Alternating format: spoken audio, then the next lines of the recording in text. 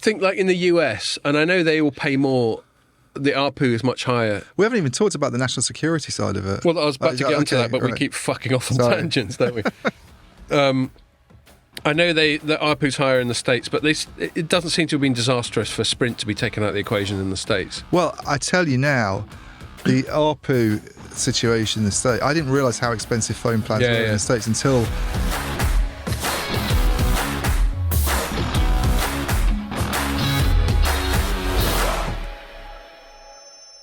Hello and welcome to another Telecoms.com podcast, a rare one with just me and Ian and Pierre, of course. Feels weird with you sitting opposite and not to your 2 o'clock or whatever. Instead of which I've got a case of beer sitting next well, to exactly. Do you remember that bitchy "Have I Got News for You" where some fat politician didn't turn up? Boris Johnson. No, I think it was someone like. There's more than one. Tom Watson or I think he was a Labour guy who... He's now actually quite slim. Yeah, but he's like famous. He found some diet and then just lost about 10 stone. Yeah, literally. But I think at that time he was still didn't mind a burger. And anyway, he didn't turn up, so they just put a tub of lard there, which is such a... So this is I'm replaced by a Yeti full of hazy. You like that? I think that's fine. I don't mind being subbed in for that. But I am also here. Yay! So we just get to talk our usual shit. Mm-hmm. And just in case I forget to say it, we won't have one next week because Ian and Pierre are going to be in the States at the big 5G Fest. Big 5G event in Austin. Oh, little shameless plug here. By all means, shameless plug. Mm-hmm. It's obviously run by us collectively. I mean, we could do it, but we'd be very tired. You'd be tired, and we'd have to do it remotely. Off the flight. Well, I get off the flight on Friday morning. Oh right. No, we're fine. Oh, we're on the same flight, Friday. Yeah. Are you coming back on Thursday? Yeah. Oh, Phil told me you were coming back on Wednesday. Okay, that's good. No. No, you normally bail a bit early. Yeah. Don't stay to the bitter end. Yeah, excellent. Well, we could do it. I mean, if you guys suddenly change your mind and you're jet lagged and you're just up for it on Friday, then let me know. But I'm assuming we're not doing one next Friday because of all this travel that you're doing. Mm-hmm. What else is there? I just had a nice lunch with a UK BSS company called Life Cycle. What did you eat for lunch? We went over the road. In fact, I'll get onto that. You know, the hotel opposite where we've been a few times. But shout out to Mo and Kelvin. And also in attendance was podcast veteran Elena, the charming Elena. All right, Elena, how's it going? I reminded her we've still got her diet G&Ts like 2 or 3 years down the line. Can see them here. Prove it. Look. Here they are, Elena. Is there an expiration date? What is the expiration date on it? Let's see. Well, we're going to have to drink it at some point because... Oh no, 12:22. Oh God, really? Now we're just keeping them here as just how sort old of they are. as a just sort of reminder for Elena. I didn't think they were that old. I thought she was on like a year ago or something. No, it was definitely the old studio. Yeah. So we brought those over from the old studio. Yeah. I did. Pierre did. And then the other one we'd done with Elena was remote. Remember at Christmas we did the Christmas quiz. Okay. When we were all wearing silly head garments. Yes, okay. I wonder what expired G&T tastes like. I don't want to try it now. It can't be much fucking worse than when it's fresh. I mean, well, I was talking about it over lunch. I was going, the problem is they're only 5%. If you make yourself a G&T at home, it's at least 10% in it.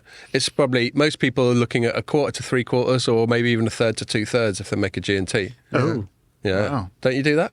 I don't drink G&T. You don't drink G&T? You have a third G&T. All right, well, when you're making a Pernod or whatever. Whatever you drink over there. He only drinks pale ale. Yeah. Oh, he drinks wine. I drink tequila actually with us. There you are. Yeah. Just tequila with us. You don't even like make a margarita or something. No. Proper quality. I'll make a mean margarita. Ooh. Just with fresh limes and sugar syrup. Nice. Oh. I feel like I want one of those now. Should we go to a cocktail bar instead of doing this? It's tempting, isn't it? It is. I tell you, I make frozen margaritas in the summer and they're especially nice. Basically, adult slush puppies. Yeah. Yeah. I like that. So they're good. Do you know what a redneck margarita is? No. It's vodka and Mountain Dew. Mountain Dew. This is why you should be coming to Austin. So I can have some Mountain Dew. Yes. Oh, we can have that beer again, the McConaughey's, that has nothing to do with Matthew McConaughey. It has to be. It does, though. Yeah, it must, yeah. It does. Yeah, no, yeah. Well, some barman told you it doesn't have anything to do with him, and then another barman corrected him and said it is. It's his beer. Yeah. It has to be. He's from there. He's from there originally. Yeah. He's No, Texan, isn't he? he's from where they had the shooting. I forget the name. Yeah. Alan. It doesn't narrow it down in the States much these days. Oh. Too soon. Alan. Yeah. Alan. No. It ends in O. I forget. Oh. Okay. Anyway. Well, let me get it so that people screaming at the mic. Yeah. Okay. You look that up. Anyway, it was How do you spell that name? It's crazy. McConaughey. Yeah. Yeah. Matthew McConaughey. Uvalde, sorry, nothing to do with Oh. Yeah, Uvalde. Right. The only other thing I wanted to say, so went to meal over the road. Perhaps I won't be so much of a dick as to name the place. But it's a place we've been a few times before. It's never that amazing. And it was fine this time. I had a steak and it was decent. But there was one funny little thing. Well, there were a couple of little quirks. They brought 2 steaks. Me and Mo both had a steak. And he wanted his medium rare and I wanted my medium. And the waiter didn't have a Scooby, which was which, when we brought him over. And so he went off to sort of work it out. And then we just had a little look and saw which one looked slightly more cooked, and I had that. Yeah. But then Elena ordered a salad. And then at the 11th hour, they came over and went, "We haven't got any salad." Just full stop. And she was like, "What? You got no salad?" You don't have salad at a restaurant. Call yourself a fucking restaurant. She didn't say that, Actually, but that's she fine. should have. Quite early in the day. And then she went, "All right, and bring the menu over." And she ordered some fish, which I don't think she fancied that much. But then she was looking over, and there were quite a few sort of ladies who lunch in there, and they were all eating salads. And she was sitting there going to us, "What's that all about? And how come there's enough salad for them, but not for me?" Or she would say if she had more of a London accent than she does. She just sounded a bit posher when she's saying it. Xi Jinping. Yeah. Did someone inquire? Well, eventually someone came over. They probably heard her sitting there going, "I've got a right hump about this." And they came over and explained that what had happened was, at the precise moment that she ordered a salad, they didn't have any. And then they sent someone up to Tesco's to buy a bunch of salad. And that's how come these other people have got salads and she hasn't. And she was like, "Oh, right." It's quite good seeing Elena have us, because Elena's always so sort of smiley and easygoing. She had a slightly... What they could have I've got the done arsehole is they were look on her sending face. someone out to Tesco's to order a salad. If you mind waiting a few minutes. Yeah, well, I suppose that then the last bit of the sort of fourth wall would have been removed. It's like, we might as well just get a fucking Tesco's. Yeah. Yeah, strange. So anyway, so there was Imagine that. they don't get their salads from Tesco's normally down the road. Well, it's just a weird supply chain failure Yeah. to not have There's any a lot salad. of those going on at the moment, Scott, especially in the telecom industry. Well, indeed. So maybe that's my prompt to stop talking about Segue. Well, what random, irrelevant shit. What's this company? What did the company do? Lifestyle. Well, Lifestyle? Is that right? Life cycle. Life cycle, sorry. BSS billing, that sort of thing. I've spoken to them before about their relationships with MVNOs. One of the things they do is facilitate MVNOs. And I don't want to, it's one of those lunches where I said I wasn't going to repeat anything, so I'm not even going to name who their MVNO partners is because I don't want to speak out of turn. Mm-hmm. But they're cool, a UK company. And we were just chatting about all sorts of stuff. But, they're obviously, these days, anyone who's sort of prepared to make the effort to meet up and obviously buy me lunch. And the reason we were where we were is because I said the only way I can meet up with you, because I'm lazy and I won't come into town just for lunch, is if we have lunch before I do the pod when I come in on Thursday. And they had to change that because the reason we're doing this pod a day early is because the goddamn train strikes tomorrow. I can't believe they're still striking. It's like being in the 70s, isn't it? It just goes on and on. It's like the rain. Yeah. Oh, I cannot stand it anymore. A lot of rain going on. I left the house and it was sunny, and then I got here and I was soaked. We've had a spate of those days where you go, "Oh, look," and then you step out the house and get pissed on. Yeah. Yeah. Apparently it's like that in Austin as well. Is it? Thunderstorms is the main forecast. Well, in the States, in places like Texas, you'll get more dramatic weather, won't you? Yeah. They do everything bigger That over doesn't there. sound good. You get like guns and stakes falling out. Luckily, we'll be inside a warehouse most of the time, so we'll be good. Yeah. Yay. Yeah. So there we Air are. condition. Is there going to be ping pong in the evening, table tennis, like there was last time, remember? I don't With know. that guy who was really into it with his tongue sort of sticking down the side of his mouth. Oh dear. That's not a great look. Was that him concentrating on the table He was just tennis? applying himself. Was he as good as Ray? Ray's pretty handy at table He tennis. thought he was very good because he could obviously hit the ball with a little bit of topspin. Right. But I don't think he was that. Do you know who has been getting good again recently? Our very own Paul Rainford, Right. has been playing with people who were sort of highly ranked recently. Is it? Yeah, He was always shout pretty out to handy Paul. though, wasn't he? But he's got a bit more He was into a it. national level player as a youngster, and then when we arranged the Eurobite Summit thing and we had table tennis involved, he was like, "Oh, I don't want to do it because I've mentioned it a few times, and everybody want to play against me, and I'm rubbish these days." But Right. he's been playing with guys who are like top sort of 200 or something. Wow. So, Damn. I remember Yeah, playing yeah. against Pierre and getting whooped by him. yeah.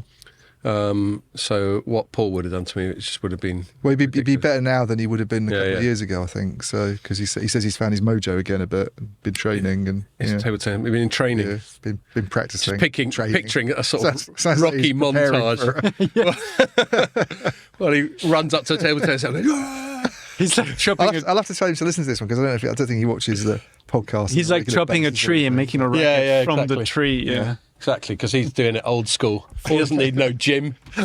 He just goes into the woods. No, he make his own paddle, from the tree. Just nutting a Carved tree from until Isle it of turns Wight into a wood. paddle. And the handle is like the Thor hammer, like Yeah. yeah. Anyway. Cool. Okay.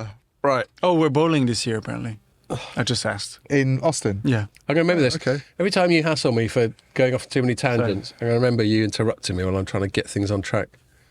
But enjoy your bowling and all that, and try and get a Rogan's thing, or at least get a picture on the outside of it. and Yeah, send we'll it to probably me. do what we did last year and walk past it and go, "Oh, it's Joe Rogan's thing." There's like a staff, like the staff is doing stand up at 7 on the Monday night.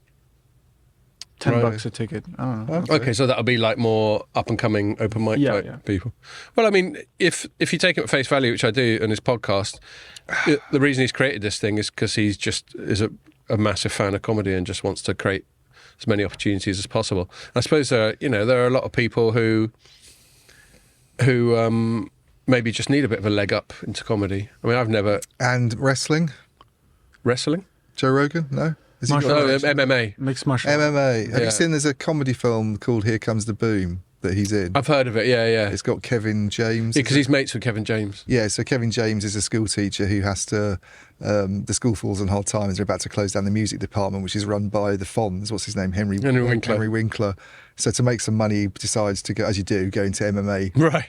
and as an amateur, but works his way up. And I think he's like a promoter in it, Joe Rogan. Oh, right. He's not playing himself. Yeah, I think he's playing himself. 'Cause he's No, like Joe Rogan as a promoter. Because Joe Rogan in real life is a commentator, and he gets in the ring after going, sure he is. how did it feel I'm sure beating the it's Joe shit out of that Rogan, bloke? So anyway, he's in it. Yeah. No, he gets My into all son- sorts of my stuff. youngest son loves that film. He thinks it's hilarious. Cool. It's a lot of slapstick humour in it, as you can imagine, with Kevin James in a MMA ring, cage or whatever they call it. Indeed. Pretty bloody nasty, actually. The bits It's I've a watched of hardcore MMA. sport. Yeah, it really is. Okay. That's enough shit spoken for one episode, I think. That's very little to do with Telecom. Oh, you're right. He does play himself. I stand corrected. There we go. This week, so it hasn't been a ton of news this week, but we have had some quarterlies, and we think, three's come out. But the interesting thing, I mean, Telecoms quarterlies, to be fair, are generally a bit dull, aren't they? They can be. Like, I'm really happy for Nick and Mary to write up Telecoms quarterlies. Do you know what I try and do usually is find something that was said on the call that's interesting, or something that sticks out. I'm so pleased you said that, because that's the direction I'm planning to go in. That they have. Yeah, exactly. Rather than Well, you can't rather run than based their on revenues are up revenue and profit 2%. because Yeah. Exactly. unless they have one of those one-offs where it really cocks them up for a couple of quarters, then you can maybe draw attention to that. But or they really drop the ball, or like. I mean, one of the things with Deutsche Telekom today, which I wrote that was interesting, was their net profit was up massively because they basically flogged their towers business. That's right. So that And, doesn't really count as. It doesn't that's count, not organic but then profit, is but it? then it gives you an opportunity to look a little bit at that deal and whether it was a sensible move, because it's made a big impact on net debt, for instance, which has always been an issue for European operators. Certainly has. But then you talk to people in the industry behind the scenes, and they're like, "This selling towers, I'm not so sure." Yeah. Some of them, they're like, "You're sort of losing control of an asset there." We talked about this in the pod. It's like you're basically going from being a landlord to a renter, Exactly. And landlord to a tenant. And if those, who knows, maybe at one time those private equity owners might decide to grind up all the steel and concrete and flog it for raw materials, and then you don't have your towers anymore. Very unlikely. Well, but even if they don't, the move from landlord to tenant is ultimately a short-termist move, because the total amount that you will end up paying over, let's say, I don't know, a 20-year period in rent. Yeah. Will probably exceed what you've got. I mean, you've obviously got capital maintenance injection. costs and all that with those things. But yeah, it's the thing is that they deny that they're losing control of something strategically important these days. But if you were to ask them this question 20 years ago, they'd gone, "There's no way we're selling our towers. That's a strategically important asset." How can towers not be strategically important? I mean, that's what they do. They stick radios on top of towers. Do you know what my prediction is that happens next? They sell the active equipment on the towers. Right. So you're talking about like the Ericsson, Nokia, base Huawei stations. kit. Yeah. They sell that and lease that off someone, and then that's... Yeah. So you have, this is one of the actual attractions of Open RAN, that Open RAN makes it easier to have a single set of hardware and run multiple software layers over it. Right. So you could have, for instance, Orange say, this isn't happening, but let's say Orange is using Mavenir's software on top of common off-the-shelf equipment. Yep. And next to that, on the same set of equipment, you've got Vodafone running a Nokia system. Yeah. And it's all owned, let's say, by someone like Cellnex, the actual infrastructure. They've not only owning the passive equipment, they're owning the active equipment as well. That's my prediction. And then they ultimately have enormous economies of scale with which to You bargain. heard it here first. Yeah. No, actually, I think a little bit of it's happening already, but it hasn't become like a big trend yet. But I think I can see. Yeah, well, I suppose, and we will get into this, because I think this affects the segment that we're going to talk about, as something you covered this week. But yeah, I do understand that. We've touched on it a lot, and we got a bit more into it with when Neil McRae was here. I do understand the philosophy behind vRAN, the philosophy behind virtualization in general, which is ultimate flexibility, and scalability, and everything's in the cloud, and you can just fuck about with it to your heart's content. And I can see how that would lend itself to your prediction you just made. Well, I buy into that as one of the sort of benefits, but I think it raises massive questions for the telco business model if they're giving up that asset as well, and then you have one set of hardware. I mean, for a start, what does it mean for companies that make a lot of money from hardware sales? That you've got, it's a move towards ultimately perhaps having what we had Tom Bennett talking about recently, a sort of carrier neutral. Yes, neutral host. A neutral host, something like they have in Malaysia. That controversial thing with the Ericsson Huawei situation. Just went so ballistic for us. But you could have like NBN type companies that are just one set of towers, one set of the difference being it could just end up being private rather than state run. And then that will yield, which is going to be relevant to what we're going to talk about in a sec, sort of national security concerns. Yeah. So let's get into that. I keep alluding to it. So back to your point about operator quarterlies are boring unless you highlight a particular thing said within them. I completely agree. Just to emphasise, so this is 3. Their revenue was up 5%. Whoopee. 5%? Yeah, but that's actually quite a good increase. That's right, but it's still less than inflation. So whatever. Okay. Yeah. And there's not that much to say about it. See, when they do organic compared to reported, all organic does is strip out, as far as I'm aware, currency and like acquisition stuff. One-offs, yeah. But it doesn't take into account things like inflation, does it? No, so you just have to do that maths in your head. But we know for the past year it's been about 10% in the UK. So and that's where they are. They're not anywhere else. Well, I know they have. This is 3 UK that we're talking about. Yeah, exactly. So there's that. Okay, well done. Maybe they've done decline then in real terms. It is, yeah. But then everyone is. I mean, I'm pretty sure. Who else did we write up? I think we might have done. Just refresh. Might have done DT, but then DT's got some exceptional DT's stuff. was up 0.7% or something. You covered them, did you? I did. Okay. Their net profit, as we were just talking about, was up because of this one-off towers. Flogged their towers. But if you look at earnings, their earnings thing now, it's become ridiculous the way telcos report earnings. It's earnings before interest, tax, depreciation and amortization after leases. And then what the hell? and then you get some people who go, what is it? And it's Gap adjusted and as well. non-gap. And it's adjusted. And there's now gap and non-gap. Which GAP stands for generally accepted accounting practice, which is, I think, a pretty vague concept by us. So generally accepted. Well, by who? Well, I don't accept it. But if it's non-gap, generally is. yeah. But if it's non-gap, who accepts that? Well, quite. This is unacceptable. It's also this weird. is the acceptable version. The whole This is point the of unacceptable quarterlies version. and accounting is supposed to be that you're dealing with numbers, and these are absolutes. But there's so much vagueness and hedging and fudging and fucking about. But they didn't, presumably, going back to 3 with their 5% increase. Yeah. I'm guessing they didn't report earnings. So this was more of a trading update rather than an actual set of full results. Well, it seems it's got all the stuff like margin and Has it? Oh, ARPU, AMPU. What's AMPU? average margin per user. Oh, okay. I think it's a bit of a meaningless metric, because how do you? What are you taking out then? There's so many costs. Is that like net profit divided by customers? I suspect not. So their net ARPU was £13.05p, and their net AMPU was £11.20. So it's obviously not net profit. There's £1.35's worth of something or other. But there's a lot of net cost. There's taken obviously a lot of costs they're not taking out when they calculate that AMPU figure then, Yeah. because their margins aren't that high, are they? So Yeah, exactly. Are they? Because what I mean? that points to something in the region of an 85% margin, which is obviously bollocks, because they've got total margin at the top, and it's 7%. So that doesn't make any sense to me. That AMPU doesn't. stat's just nonsense. I think I don't get it. It doesn't make any sense to me either. So they did report a full set then. They actually reported net profit and margins and all this. Yeah, well, we've got So did their operating margin? Nick wrote it, and he even extracted a couple of slides from a Hutchison thing, because he talked about Hutchison in general as well. How weird, because this is Q1.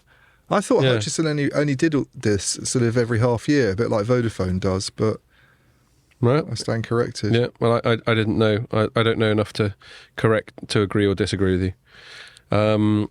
But there we are. So, they've done all right, but, less than flat when adjusted for inflation. But anyway, the thing I wanted to flag up about it is he goes, yeah, we did all right, whatever, the usual generic stuff. This was from the UK CEO, Robert Finnegan. And then he goes, however, our returns remain below the cost of capital. Oh, like that's someone else's problem. To which I say, Robert, that sounds like a you problem. But he's saying it as if it's something that needs addressing by the broader world.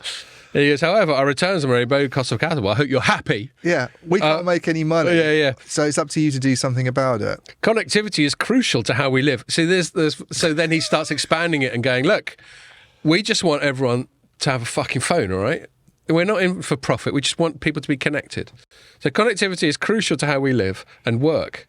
For the industry to continue investing in the UK's digital... So again, it's the UK. It's a collectivist thing. So this is an indirect way of saying government throw us a bone. Yeah. Connectivity is crucial to how we live and work. For the industry to continue investing in the UK's digital infrastructure, market structural change is needed.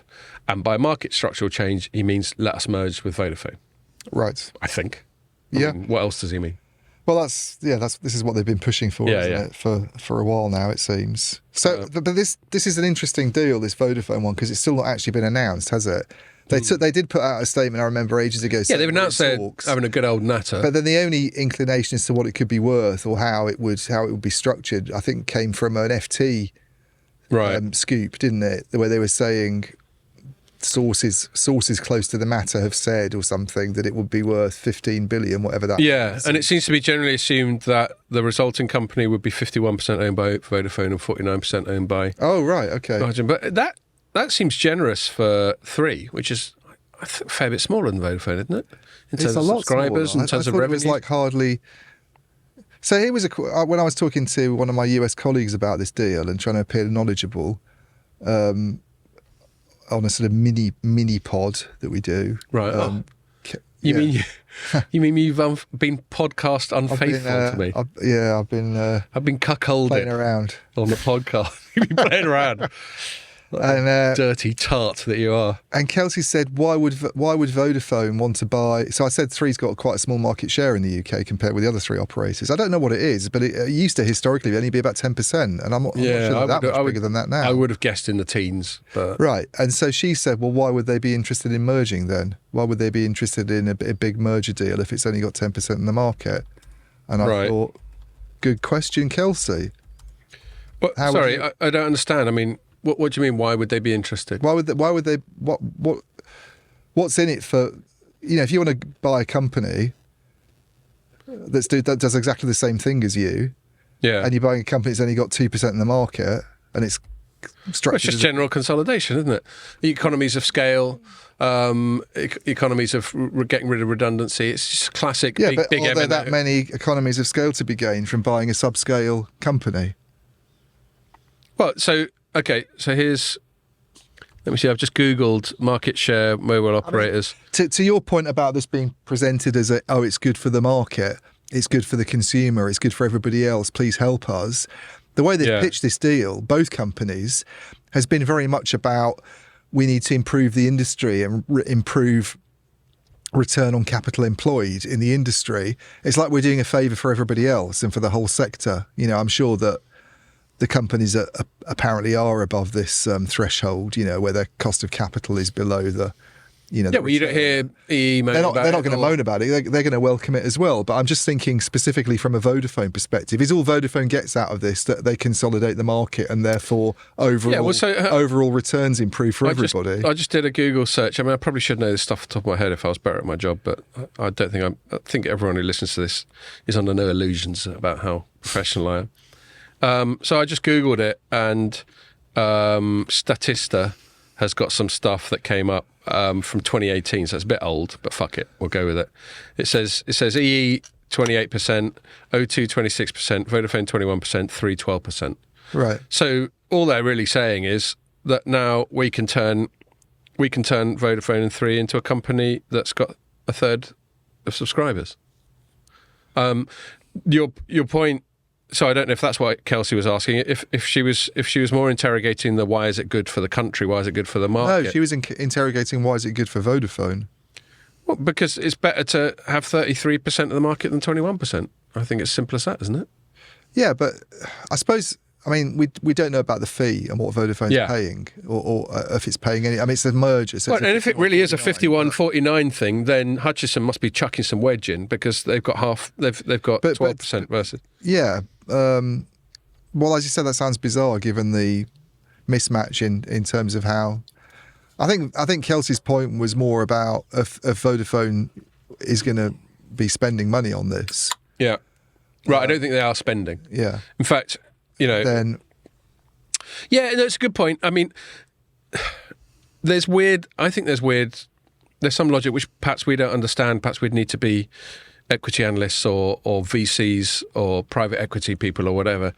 But there's a sort of different kind of maths that happens with big public companies. And like you get these activist investors pushing for things which seem a little bit counterintuitive. But I think ultimately it is these economies of scale and elimination of duplication redundancies. It's just considered that. So it's job cuts. Yeah. Have they said anything about how many job cuts are expected across the two companies? And you wouldn't expect them to, would you? No, not at this stage. So yeah, job cuts, efficiencies when it comes to buying kit, when it comes to the whole capex side of things and opex and all that, and then their argument.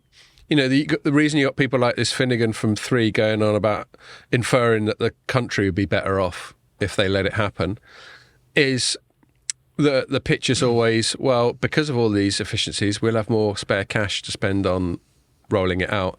And they all know that the coverage has become a political hot potato. Yeah. And like whenever we get a press release about how some fucking backwater in Cornwall has now got a mobile phone, there'll always be a politician like my mate Julia Lopez jumping on it going, yeah, that just shows how much shit we're doing for this country. So it becomes all politicised. Yeah. And so they're basically saying that this would be the argument. I think we've had this debate. We certainly used to have this debate with Bengt back in the day when he was more sort of engaging with the media. I think have we had this debate with John Strand? Probably. Who Watch This Space? We're hoping to get him on soon. John's very into the sort of 4 to 3 thing. And they produced some good sort of papers on that before Strand and Sol. That's right. Yeah. So I was right. So but one of the main arguments, and we covered this 4 to 3 a bit with Sean Ennis last week, didn't we? We did. Yeah. I'm getting to the age where I can't remember what conversations I had a week ago. And it was saying. At least you remember my keys. Oh yeah, there's another little unrelated quirk to share with our audience. So last week, Ian had to do an interview immediately as soon as we finished, and so he just stayed in the studio. And we have only 2 people apart from the people who run the building have keys to the studio, and that's me and Pierre. And I just keep it on my key ring with my house keys. And Ian went, just chuck me your keys, and you and Andrew go off and chill, and I'll come and meet you, and I'll lock up and bring your keys. And so you did come and you did meet us, and I just forgot to ask you for them. And then the real nightmare was that I was going out that evening. I didn't get home till about 1 a.m. And I was thinking, this is not going to help my marriage if I've got to bang on the door drunkenly go, let me in. Luckily I was able to text her and she saw it and she left her keys. Anyway, it all sorted itself out. But yeah, that was a real collective schoolboy error between us to leave me without house keys for a week. Yeah. Why did I get onto that? What was the relevance of that? Because you mentioned Sean Ennis, and he was talking about this issue of competition and 4 to 3 and a little bit that sort of thing. Yeah, and then still doesn't explain why I went in that direction. But I'm sure. I think you were about to explain. I'll note when I edit 4 to 3 thing's a good idea for the operators. Yeah, well, why it might improve returns, Scott. And just the debate. So we spoke about it with Sean, and as you say, we know John's got a position on it, and maybe when he comes on the pod, which I hope will be soon, that'll be one of the things we'll talk about. Yeah. But I suppose there's that arbitrary thing that we spoke about. We know one is bad. We know monopoly's bad. We know duopoly's probably bad. But we also know that an infinitesimal number is also bad. Yeah. So we're looking for where that optimum point is between a shitload and a monopoly. Yeah. And it seems to have rested, the equilibrium with mobile operators seems to have rested as oscillating between 3 and 4. And, some people, I think John, I think I mentioned Bengt, I think he said that in the past, they're more in favour of consolidation because they think it is more capital efficient. And I suppose activist investors are like that, it's more capital efficient. And if you think about it, the closer you get to a monopoly, of course you're more capital efficient, because if you're a monopoly, you're very capital efficient. You don't have to fucking compete with anyone. Yeah. You can just charge what you want and produce a shitty service and no one's got any alternative. But there's also just the fact that, you've got these economies of scale and you've got these synergies. Yeah. They often use that word. I mean, where I'm sympathetic to the operator argument is that, it is a very heavily regulated business that's hard to get into, and they pay a lot for spectrum and then are held to these obligations about, covering 90% of the country within the next 3 years with 4G or whatever it might be. And if you've got 4 companies that have won those licenses and are held to those requirements, they all have pretty much the same kind of bill to spend on rolling out these very extensive nationwide networks. But obviously, 50 million subscribers, whatever it is in the country, shared among 4 operators is not as good for them as 50 million shared among 3 in terms of how much money that each one's able to make. And the economics of it is, you take your costs away from that, and you've got better margins. So you've got more or less a flat capex and not very variable opex. So the biggest variable is number of subscribers. I mean, certainly in terms of, I think there probably are some variables in there, but in terms of having to build out a nationwide network, you can't get away from the fact that 3 with 12%, let's say, that's what it was in 2018. I mean, even if it's a bit more than that now, is going to be worse off with only 12% of available customers in the market, having built the same size network with 18,000 sites or whatever it is, and it's probably a bit less than EE in terms of how many masts it's got, but I think they're all pretty much similar to... Well, I think they're all around at the 19,000. I think we know anecdotally that 3's coverage is a bit sketchy. Yeah, and that's probably... And this one of us that said it, or this would be the reason, I suppose, partly the reason. But I buy that argument completely. I don't have an issue with that basic. The question is whether it's I don't know. You look at it from a consumer point of view, you try and take the opposite line whenever they've done things like, and I think Sean Ennis made this point. Is it Ennis or Ellis? Sean Ennis, isn't it? When he was on I thought he made a really interesting point about the French mobile, when they decided to change from having a 3-player market years ago to licensing a 4th player, and it was Iliad, which already had a broadband business. It came in and prices just crashed. Yeah.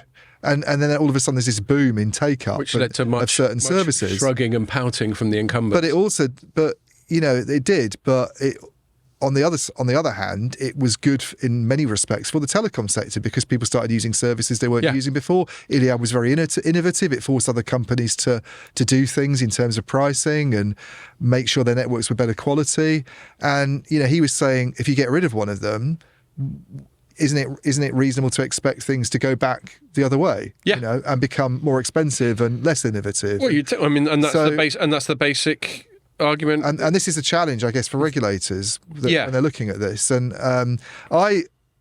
we both wrote about this, that government paper that came out when they specifically made reference. And I don't think they should even have gone into this personally. I'm not quite sure in that wireless strategy white paper that was 100 pages long, why they were pontificating about this. But all the signals were this is going to go ahead because everything they said about it was... Well, it is fascinating, isn't it? Why? Because if we assume perhaps a higher level of competence in the government and civil service than they deserve, they will have thought, let's put that in, and they will have had a strategic reason for it. Yeah.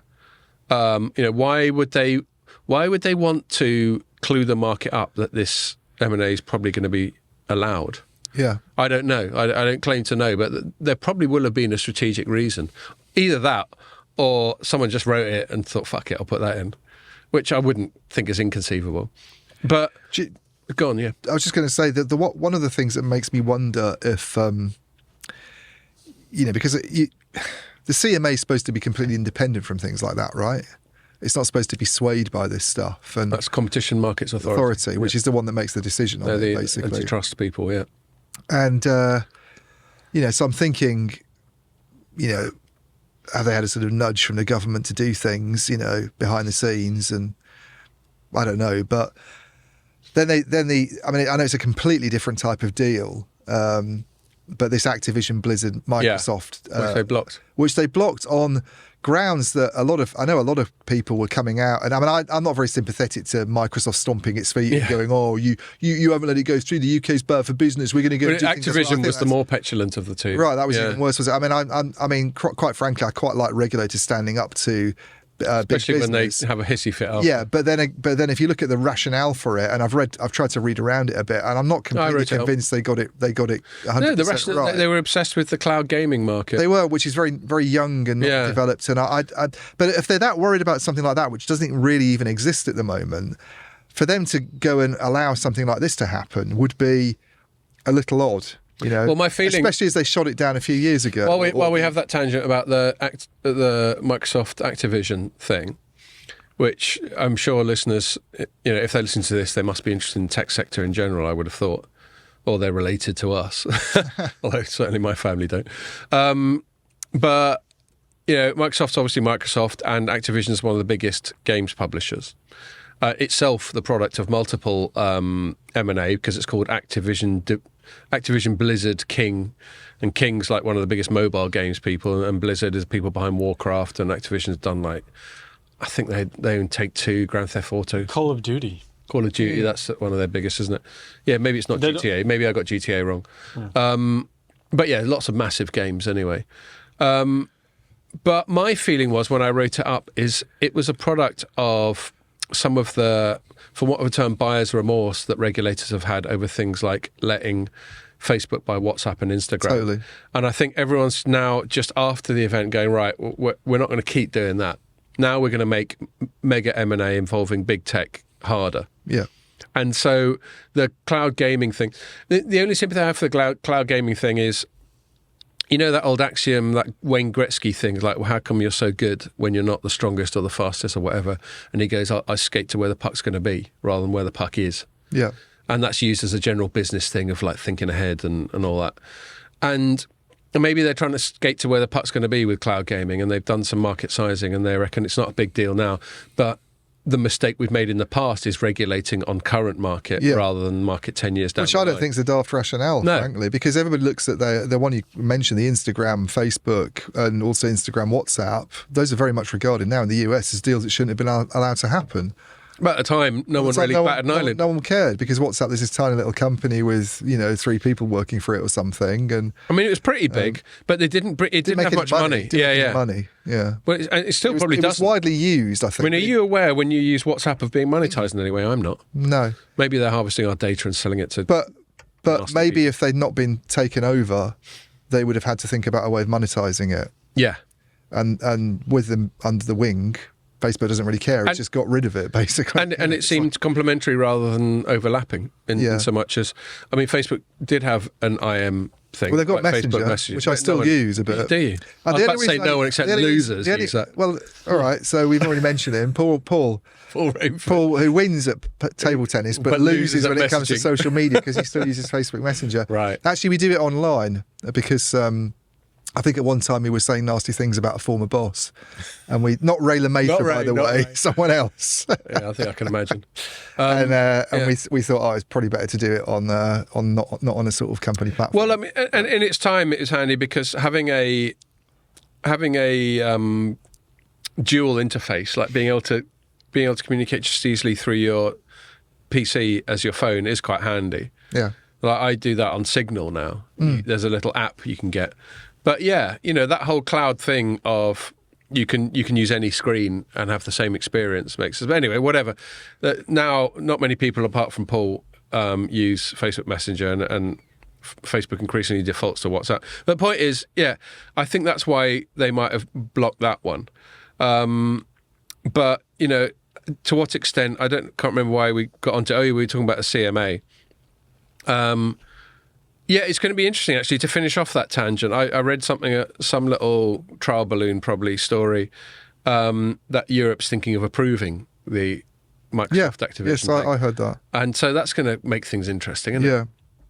I mean, it's quite intriguing, though, I think, the whole... you were talking... you've talked before about the US sort of using its weight on the world stage to thwart Huawei and the Chinese. In my view, excessively so. And even do things like fining Facebook, and where does the money go that gets paid to the DOJ, and why has it got the right to do this? But I know some people saw this, the UK CMA is regarded... I don't know much about this. Then the regulators that are able to upset these big deals, the CMA is viewed as one of the big 6 regulatory authorities or something. And, when you consider that the rest of Europe's all within... It's EC, the Americans, obviously, the UK, and then you've got obviously probably other big economies, China, Japan. But they basically, the way Microsoft's grumbled and stomped its feet about this is very much the pesky UK has upset this mega deal and totally trashed our business model. I know, and I think it's consistent with my general feelings about the Yanks getting a bit fucking above themselves, because they kind of lowered the mask a little bit.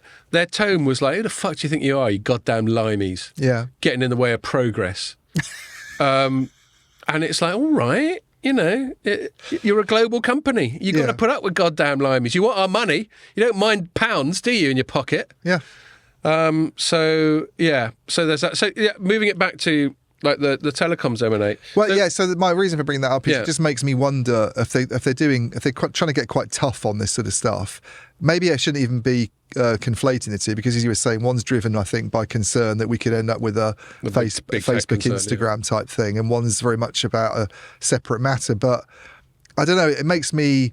A few weeks ago, I was really certain that this was going to happen, especially after that wireless strategy paper came out. And now I'm kind of thinking, I don't know, because it's not going to, I mean, at a time, I know they don't make decisions based on things like jobs and what it would mean for, the employment in the telecom sector and stuff like that. But that's going to generate a lot of sort of nasty headlines, as is the prospect of price rises in an industry where they've already just forced through this very weird what is it, inflation plus 3.9% formula that all the operators seem to use. Yeah, so everyone's raising getting like prices, a 14%. Which I think is a total hike in their scam, bills. by the way. I keep meaning to write something. It's very much a consumer story, but I do not get why that has been allowed to, how that can be used. How is every operator come up with 3.9% plus the rate of inflation without them colluding? That's a good point, isn't it? I mean, they are regulated. They all arrive at 3.9%? Well, they are regulated. Maybe they have to get sign-off from... If they've all got different cost bases and some make their return on capital and some don't, how did they all come up with 3.9%? I'll give you that. Plus inflation as a price rise formula? Yeah. No, it's a bit suspicious. I mean, it could be that... that like we know OpenReach, for example, has its pricing... It has to get sign-off from Ofcom. For its prices. We had that, and that's a completely different type of business, though, from from Vodafone. You know, digging trenches and heavily regulated to an extent that the others aren't. National monopoly. National monopoly, and they're very different-looking businesses in lots of ways. I mean, I know they all do telecom services. Yeah, it is a bit dodged that they all hike their price up by the same amount at the same time, and that's what they're not. do. The point in the wider perception of these companies, I don't think, is a high at the moment because of those price rises are really steep. I mean, I don't know about you, but I look at my my mobile bill. By the way, I'm going to have another whinge about EE as a consumer because we were always talking about about phoning up and having to deal with customer services. Yeah. So my son's been on this. My youngest son's had this tablet that works on a 4G connection for about 2 years. Well, and why do you have it cellular rather than just relying on Wi-Fi? Because I got 2 years ago, they were saying, we've got this generous offer that you can have, and it's obviously subsidised, and it's 30 quid a month, 40 quid a month, or whatever, 30 quid a month, and do you want to do it? And I just thought, what the hell? And he wanted a tablet. Does he take it out of the house? Okay, so he doesn't very much. No, so that's a shit move. And therefore, the 10th of May was the day when the contract ended, which was 2 days ago. Mm-hmm. So I phoned up. They've now got this weird system. 1 day ago. 1 day ago. You dial that number 150. Yeah.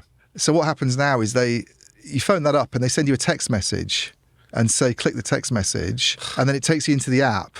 And then you go through a series of choices and press a number to call again. And you go straight through to somebody who's supposed to deal with your specific inquiry. I thought, this is very efficient. And this bloke picks up and he's like, hello? And I said, I want to cancel this tablet plan that I've had. He's like, don't you use it? I was like, not really. Outside. Yes, I want to cancel it because I use it so much, and I'm afraid I'm addicted to it. I don't. I said, not really. Just on Wi-Fi. And he's like, all right, I've done that for you. And I said, do you need any details or anything? He's like, no, that's it. So why couldn't that be fully automated? No, that was his one bit of pushback. It was just too easy. And I was like, you sure don't need any details? No. I said, will you send an email confirmation? Yeah, you'll get that later. The email confirmation hasn't come through. Right. I go into the app, it still shows that I'm a subscriber to the iPad. So you got through to this not particularly professionals at handling. Well, I mean, basically, nothing's happened, so I'm going to have to phone again to try and get it cancelled. But I mean, these companies, they say they make improvements to their customer service and that they do. But the point of that anecdote is they're not very good, are they? I mean, they're one of the ones that's supposed to... I've had too many incidents now on the EE front for me to sort of dismiss it as it's just me being singled out for nasty treatment. Well, just to offset it, I did have my positive one a few weeks ago when I went into the shop and that young man was very helpful and got me on and basically ripped off his own employers by getting me on better contracts. I mean, I think they're genuinely appalling. And this is the concern for me, is that you have a 4-player market where... customer service isn't brilliant anyway, even with them being with more and things like that will result in it getting worse, because that's generally what happens when you go from 4 to 3 player markets or 3 to 2 player markets, is that you lose some of that, even if prices don't go up. That's the underlying part of competition policy. Are you going to make a headline like, and then there were 3 with a big T? Yeah. Then there were 3. What would the company be called? Combined company. 3.5. Voda 3. Well, maybe the 3 brand. Threedafone. No, I think they'd drop the 3 brand. Right. If it's going to be structured in a way that Vodafone owns 51% of it and 3's a minority shareholder, I think they just Three would disappear as a brand. And Three's a fucking Is Three stupid brand that anyway. powerful a brand in the UK? I mean, it's got 12%. I think a number as a brand is annoying. I mean, they couldn't even be bothered to include them in that government warning system that they sent out recently because no one cares about Three Really? subscribers. I know, I didn't You know, the get one it. when everybody got the bleeps, you know. I didn't because I'd written about it and I'd already gone into the settings on my phone. It was so bizarre. So that I won't know if the aliens invade. I didn't know that it was about to happen, and when it did happen, I was in a coffee shop and everybody's phones going off. I felt I was like in that film, The Tomorrow War or something, Right. you know, where they all get told to go to Greenland and Yeah. you know, and a few. No, I heard a few I want people. the bomb to land on my head. Yeah, when it just get it drops. over and done with. Yeah. You don't want to be sort of fighting zombies and radiation sickness. Slowly die. That's a bit morbid, isn't it? Yeah. Anyway. Yeah, no, I'd already turned it off, but I'd heard people, and obviously I knew about it because I'm a telecoms journalist, but loads of people didn't. And I had lots of stories about people shitting themselves when it happened because apparently it's quite loud. It was really loud, and Yeah, it was yeah. because I was in Notting Hill at the time, which is a busy area at a weekend, and all of a sudden, and a lot of people obviously didn't realise what was going on. That this was about to happen. I didn't remember reading a lot of publicity leading up to this that they were going to do it. No, there was a little bit, but only And- again, I only know about it because I'm a telecoms journalist. And then I genuinely thought when I was looking at my phone and with everybody's happening at the same time that something was actually happening. That Yeah. there was like an attack. Putin had eventually decided that. Wouldn't it be his funny first if it had target really backfired and people just started going mad and started attacking each other and So how do you turn throwing it off? chairs out of windows and stuff? You can just go into your there's some settings. Well, that's rubbish, isn't in it? your You phone. can just turn it off. Yeah, but most people aren't going to do that, are they? I only did it again because I was writing about it, and I'm just contrarian, awkward bastard. You're unique. So I thought I'd turn it off. No, I actually genuinely, when I wrote about it, So when there is, I didn't like the fact that a government could, and I understand it's for a good reason, and it's only to be used in emergencies, like when aliens invade or zombies. but when aliens stuff. do invade, now Yeah. you're not going to know about it. Are Exactly. You? So You're gonna be more lying fool in me. bed, and the aliens are going to be in your house eating your head. Yeah, and everyone else is going to be in their alien shelters. And Exactly. I'm going to be the only one left. Switch it back I'll be on, paraded Scott, around by the seriously. aliens going, ha!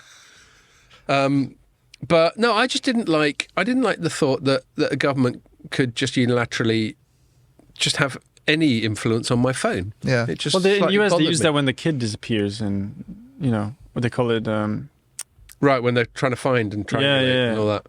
Yeah, that Amber Alert. right. Yes. Yeah. Yeah. I mean, do you know what? It's a bit. Is that actually a thing? You know, in films they always go, "We're going to triangulate his location."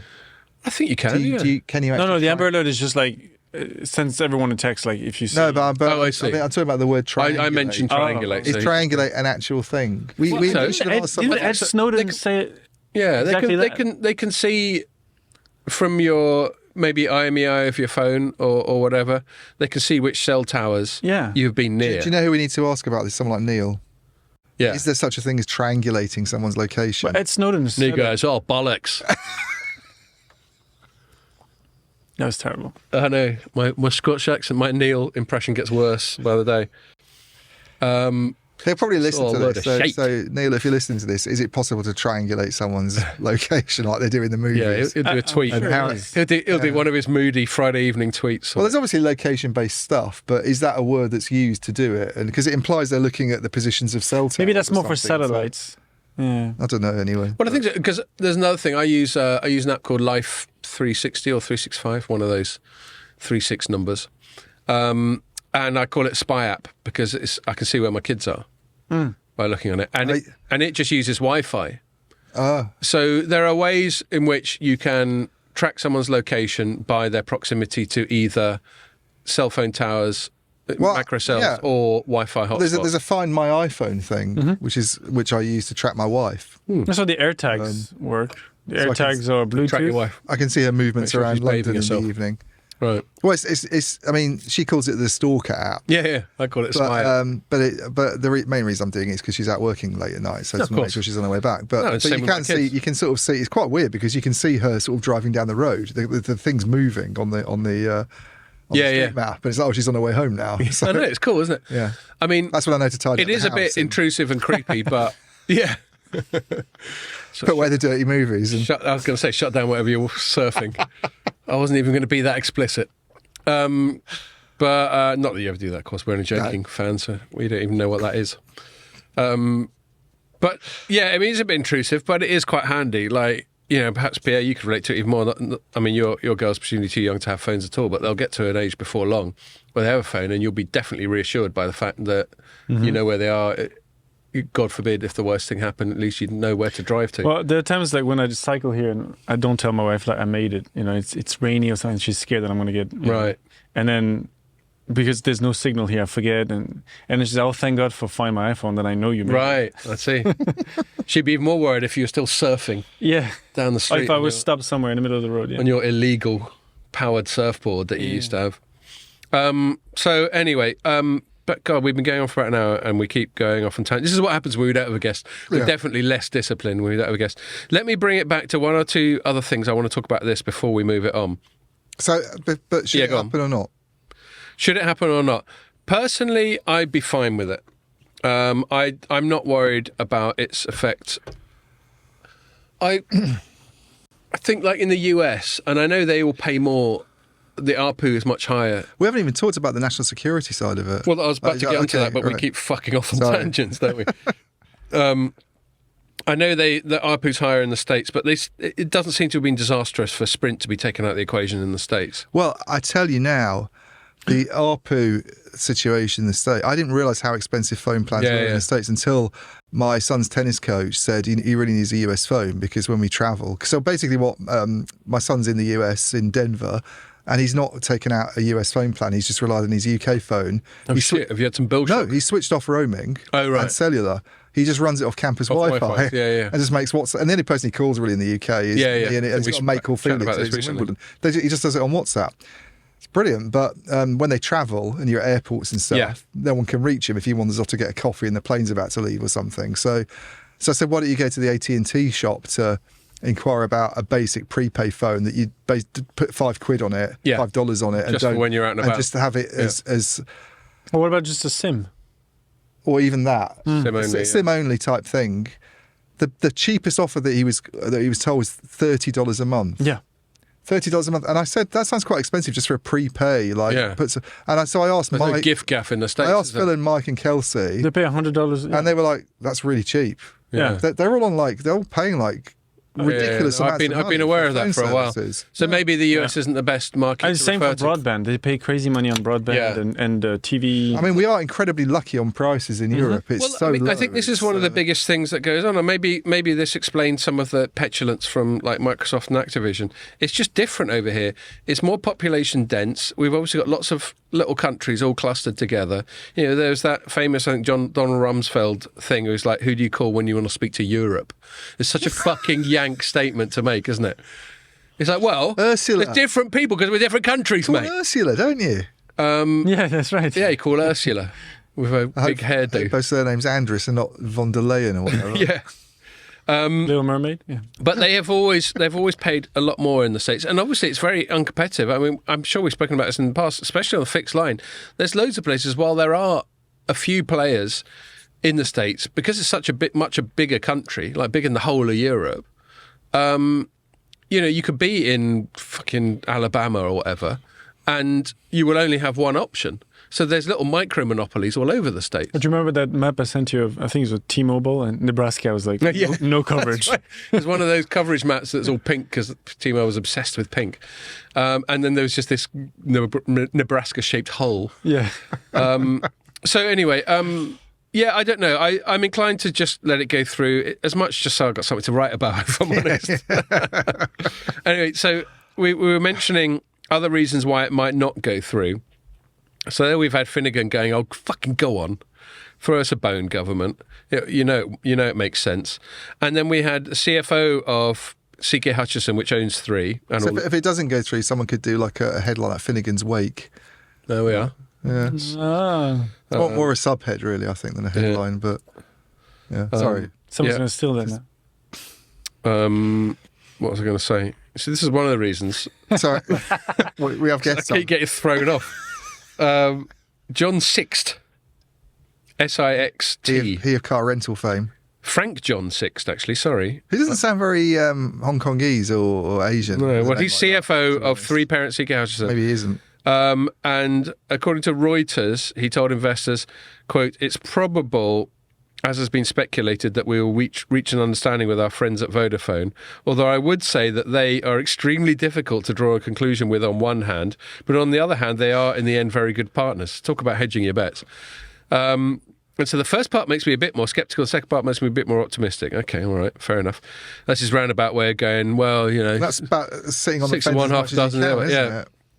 But I like the way he's going, they're difficult to draw a conclusion to. I mean, basically, they've been trying to thrash out a deal for at least 6 months, haven't they?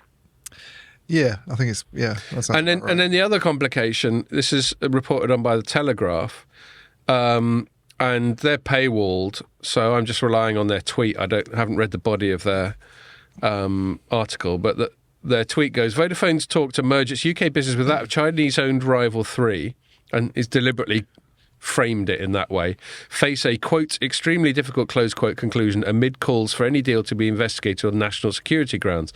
Now, obviously, they keep saying Chinese-owned, Chinese-backed, Chinese this. They got a picture of Chinese geezer in their story, or at least East Asian-looking bloke. I presume he's probably the CEO of CK Hutchison. Do we know who that is? Anyway, doesn't matter.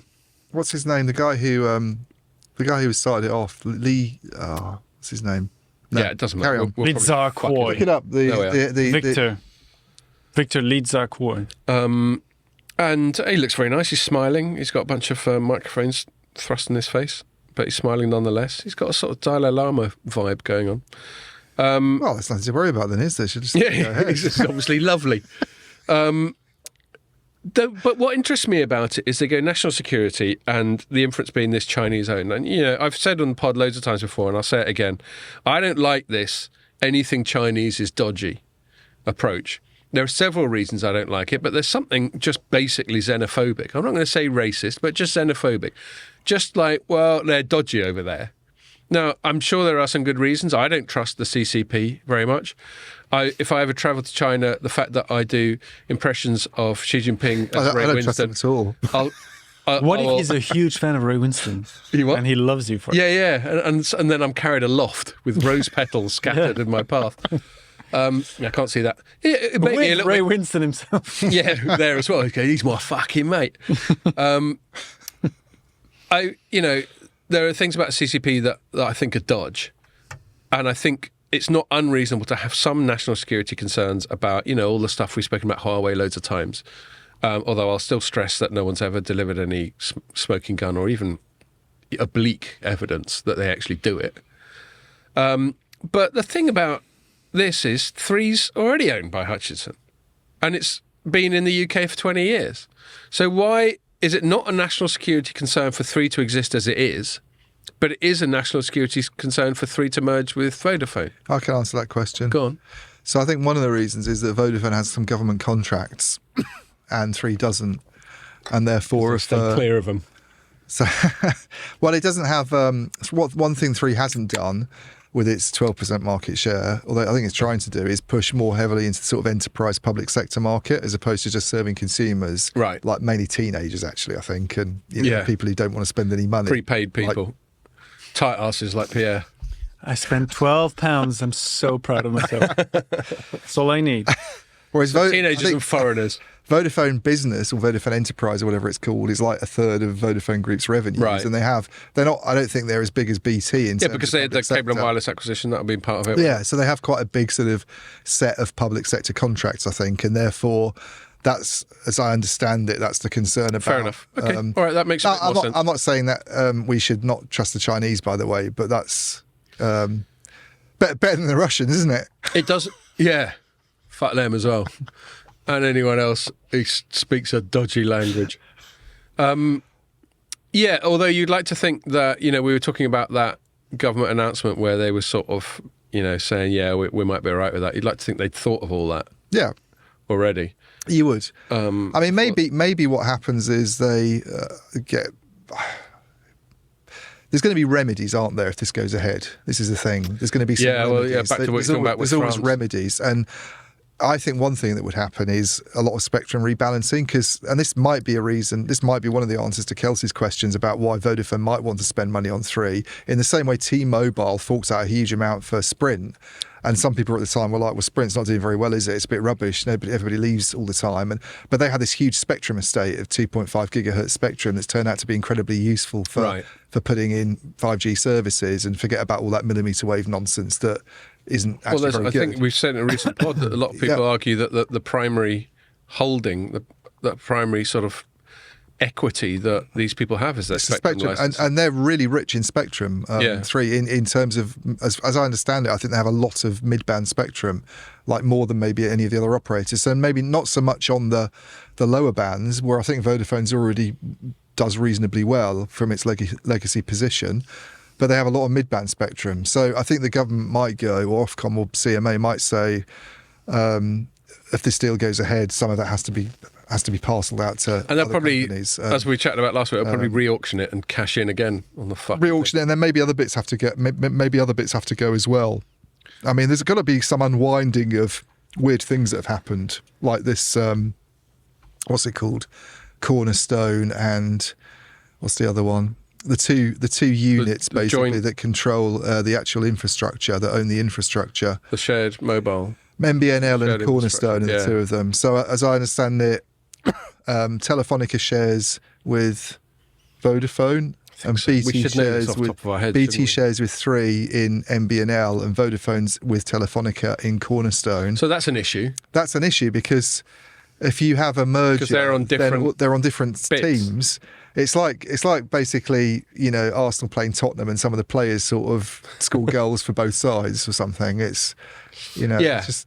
That is an issue. I mean, which network are they going to use?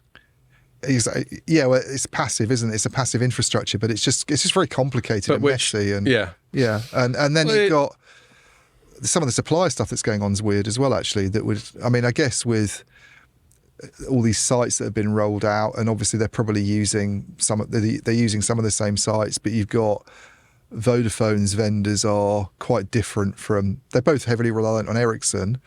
But then Vodafone's got this Open RAN plan in part of the country, and it's still got a bit of Nokia, I think, probably in London, and it's all it all needs a bit of a kind of clean up, I think, some of this. But, it's messy, but the thing about messy stuff is what it really means is that you got to make bigger compromises than you might have felt comfortable doing. But they should just get the fuck on with it. Yeah. I mean, I don't know why it hasn't happened. There's obviously, to me, the will between Vodafone and 3. Although, having said that, this geezer Sixt coming out with Vodafone can be a bit of a pain in the arse, which is a sort of paraphrase of what he's saying, and then quickly going, but bless them. That's basically his thing, paraphrased into sort of London. Is there a bit of pain in the arse, but bless them. So it's obviously been difficult.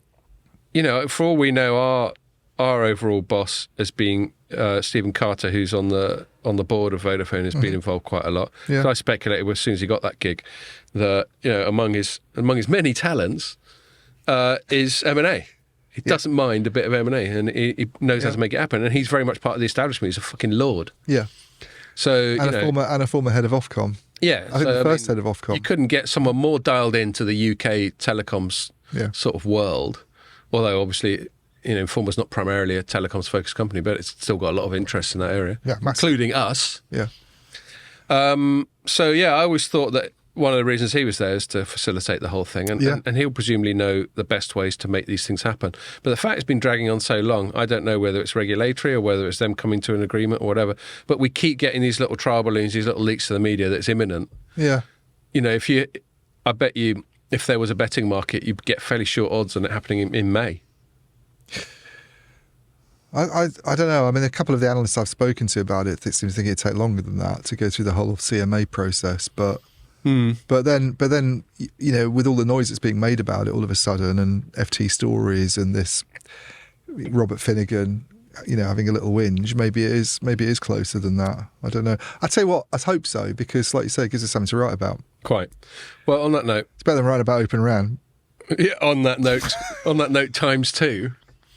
I will move it on and go, Ian, what have you been writing about this week? I've been writing about Open RAN. Have you, mate? Why don't you tell us a bit about it?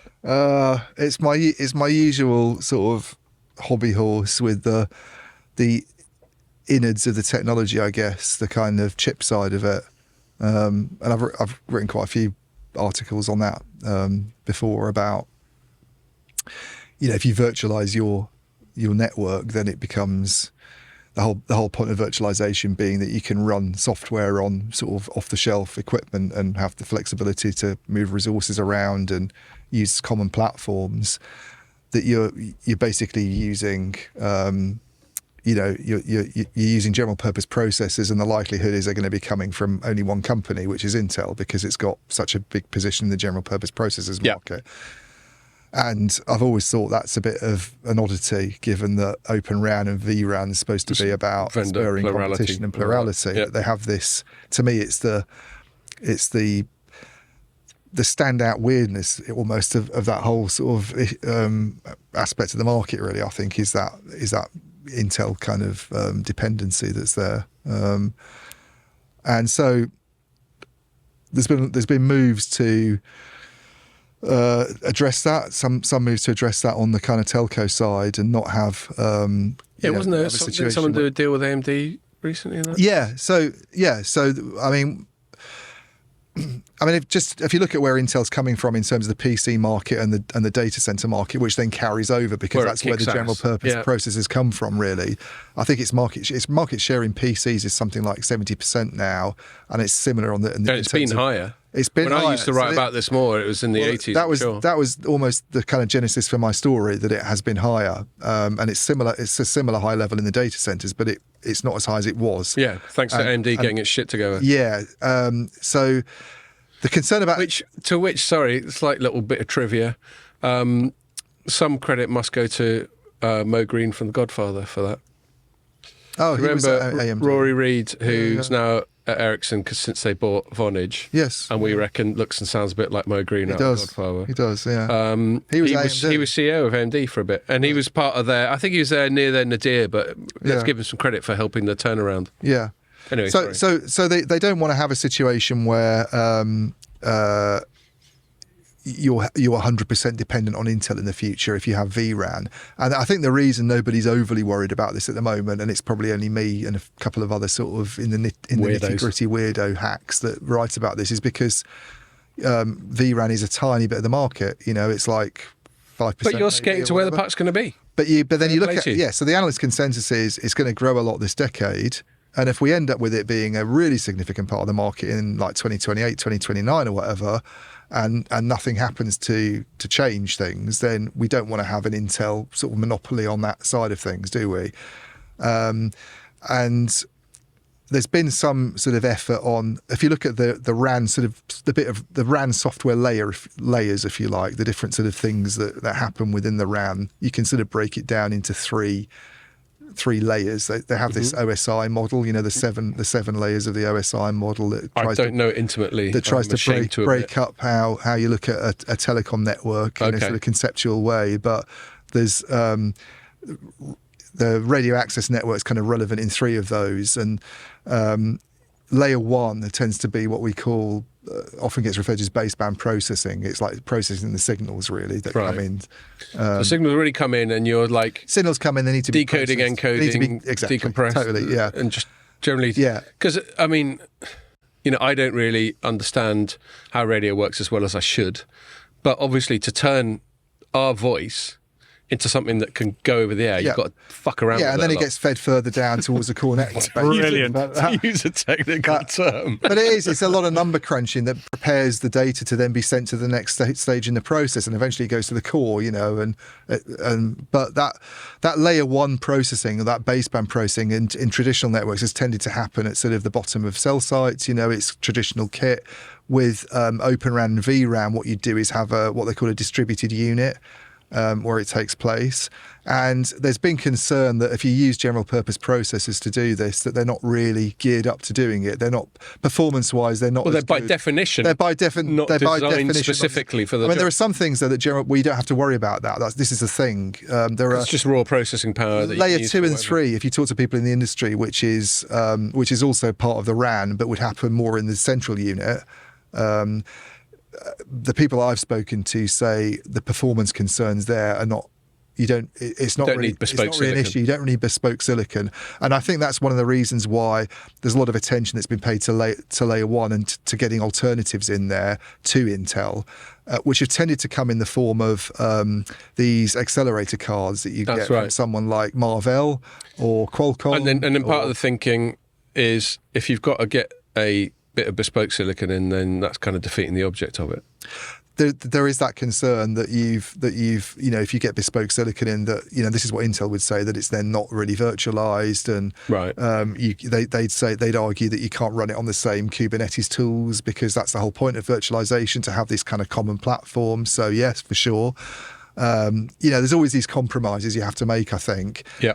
People who push back against that would say, well, these accelerator cards and smart NICs and actually using customized silicon has been a big deal in the hyperscaler market for years. This is actually what people like Amazon are doing with things like Graviton. They're using customized silicon to run some. Well, you do. Sorry if this is not relevant, but from my limited understanding, back when I was at Hexus, and I used to write about graphics cards versus CPUs, GPUs versus CPUs. Yep. And one of the things. GPUs is a classic example of that, where they're eroding the share of CPUs now on the data side because they're just better for doing certain things. Yeah, because they have, my understanding is parallel processing, i.e. lots of processing happening at the same time. Yeah. Whereas CPU's more like one a after single, more sequential, Yeah. and theirs is more parallel. Yeah. And so it's just a fundamentally different architecture. Yeah. So maybe there's some compromises you have to make because you're using some customized silicon, but it's a step that the hyperscalers have taken, and they still say they're able to run it on. They're still able to abstract those differences away and have it on the same kind of platform. I think one of the reasons NVIDIA, which is the biggest GPU/parallel processing company in the world, to the best of my knowledge, has done so well is because of the need for that kind of processing in places like data centers and what are they, like AI and all that sort of thing. Yeah. So it's that debate's probably going to go on and give me things to write about for a while. But the point is that's kind of where the competitive challenge to Intel has come from. It's come from companies trying to do that and to have these accelerator cards in. The trouble is, I think, is that you still have a need for a CPU there, to do other functions. And even if you're not having to have as an expensive a CPU in the in the distributed unit side of things, because you can rely on a less sophisticated processor if you're offloading most of it to one of these accelerator cards, you've still got Intel in the mix. So what you really want is a CPU that's not Intel based. Yeah, you want a general purpose processor that doesn't come from Intel. Why do you want that? To have competition to Intel. All right, for competition, right. Yeah. If you want to have a market, yeah, and then conversely, Intel has got a massive interest. Like if you look at the business model, the economics of being not just a chip designer like Qualcomm or NVIDIA but also a chip manufacturer. Yeah, it's all about scale. Where Intel makes money is if it can make a fuck ton of one chip and sell it into loads of different use cases. Exactly, that's the whole thing about general purpose processors, I guess. Why they can get these economies of scale and it's like manufacturing anything. If you look at like this tin of Hazy Jane, if you or I had to make this tin from scratch, it'd be enormously uneconomic. We'd have to mine the metal. But then when you've got a factory that's churning out millions of them, suddenly the cost per unit goes right down. This is the challenge. This is why it's so difficult, I guess, to, nobody set out to have reliance on Intel as a general purpose processor company. But in a way, there's a kind of, the attractions of having a common, general purpose processor that's provided by one company and that's based on one architecture, you have to balance that against the concerns of having a lack of competition. Yeah. That's the issue, really, I think. And the challenge for trying to get alternatives into the market is that anybody coming at this from a standing start is obviously doesn't have those economies of scale. But there's no reason that I understand, and obviously you've dug a lot deeper into this than I have, so I'm chucking this out here for you to affirm or tell me I'm full of shit. There's no reason why. What was it? Intel's vRAN share is like 99%. They say they have a presence in 99% of networks. When you consider that AMD has, let's say, a share in the 20s of like servers and PCs. Yeah. There's no reason why it shouldn't have a share in the 20s. It's about 20. If the market was functioning optimally, it should have a 25% share of vRAN. Yeah, and AMD is certainly on the kind of layer one side is a presence. So Ericsson had this announcement recently, in fact, where they were saying you can now run their layer one software, their vRAN layer one software on. They already had a deal with Intel in place, but also on AMD chips as well. And it's the same software, basically. It's portable between the two. So they're already a presence there in layer one. Okay. And they're certainly a company you would look to be doing general purpose processors that could be used. I think it's EPYC, their brand's called. Their sort of range. And Intel uses Xeon. Intel's is Xeon. They should have called it Wicked. And that EPYC. Oh, okay.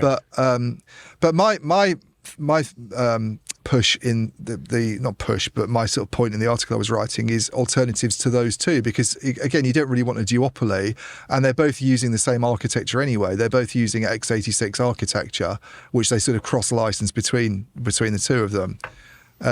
So the other main system that we have in the world is called ARM, which stands for Advanced Risk Machines. So it's risk rather than... So here, just to clarify for those few people listening that don't already know this, we've got these is broad like chip microarchitecture, and the Intel one, which AMD also uses, called x86. Yeah. And then ARM is the one that is in all the chips that are in our phones. Yeah, so ARM's come along in more recently with a position in smaller gadgets, basically. I think the original intention was to actually have it as a possibility to have a go at sort of data centers and PCs, but it was never really able to capture share at an early stage in that market. The ARM, when it was an acronym, stood for Advanced Risk Machines, and RISC itself is an acronym which is Reduced Instruction Set Computing. Yeah. And the reason it's relevant is Reduced Instruction Set points to the fact that it is ARM microarchitecture is more energy efficient than x86. Yeah. There are advantages of x86, like it can have a bit more grunt. It's like comparing like a Japanese hatchback to an American muscle car, or something like that. Yeah. But I think that's true. I mean, if you talk to people, it's less... The clock speed's lower, basically, with ARM, so you need more cores. Cores are like the processors that go into a CPU. So you'd like have an Intel 32-core processor.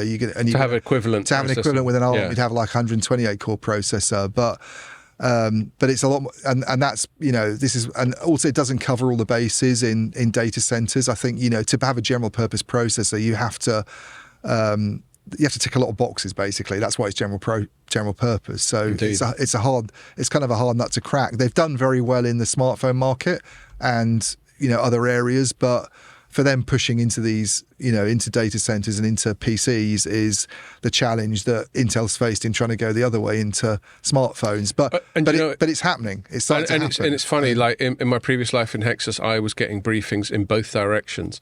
I remember writing about an Intel attempt to get into mobiles, and they always have these code names, and it's called Moorestown. And it's shit. Yeah, it's shit mainly because it's x86, and it was the time where they actually thought they could get x86 into phones, but the problem is you get no battery life, and your phone gets all hot. Yeah.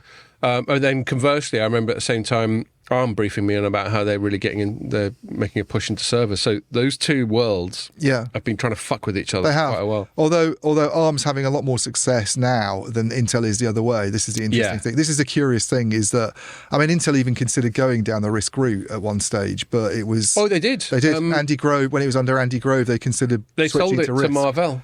It was called, I think it began with X. I think it's just a case of entrenched positions, and it was too much of a they'd had so much invested in x86. It was too risky a move, basically. Or was it Iridium? Was that a thing, or was that the satellite company? That's a satellite company. Shit, I think it might have begun with I. Anyway, it doesn't matter. But ARM is having success now, and the best example, the one that. So I spoke with a guy called Tariq Amin, who's the head of Rakuten Mobile and Rakuten Symphony, about this whole issue, because he was So their software, they bought a company called Altiostar, which does RAN software, and it's now been rebranded to Simran. I didn't know that. Oh, I didn't know that either. Yeah, it's not called Altiostar anymore. It's Simran. So That is very much Radio based on. That's Altiostar. Apparently, when he first started dealing with Altiostar a few years ago, their whole system was based on chips that were their sort of DU software was based on chips that came from Texas Instruments. Right. And it was ARM based. And TI's been out of the mainstream chip. Yeah, totally. And he persuaded them. He was the only big customer at the time. He persuaded them to switch to Intel because he wanted something that he could run on a common infrastructure and use, the same general purpose processors that he's using across other things that he's doing. So that switch, that sort of porting of the software from this Texas Instruments chip to Intel sort of happened at his instigation. But who's he again? Tarek, you're talking about Tarek Amin, yeah, right, okay. Yeah. It's interesting. Apple, way back in the day, ran on Texas Instrument chips before they switched to Intel. Yeah. Did you know that? Oh, really? Yeah, way back. PowerPC. Yeah, I think that was Texas Instruments. Wow. So he was talking about Apple. He acknowledges that this is a concern, that we have this chip market that isn't as dynamic as it could be. And one of the things he referred to when I was doing the interview with him was the Apple M1 processor, which is an ARM-based processor that works very, very well. And all the reviews have been ecstatic that I've ever read about it. Is your laptop there on an M1? Yeah. And is it kick-ass? Are you happy with it? Yeah. And it obviously doesn't require any fans. I was checking it. It's got 8 efficiency CPUs and 8 performance and 2 efficiency CPUs, and then 24 GPUs. Yeah, it's all very integrated onto the same system on a chip. On an SoC, yeah. And so he's not a big fan of using these PCIe cards in the RAN. He thinks they're kind of they in themselves, the fact that you have that as an additional thing is an extra cost, and it creates complexity. So the biggest, sorry to slightly butt in, the biggest illustration you can get of the relative energy efficiency of it is we've got.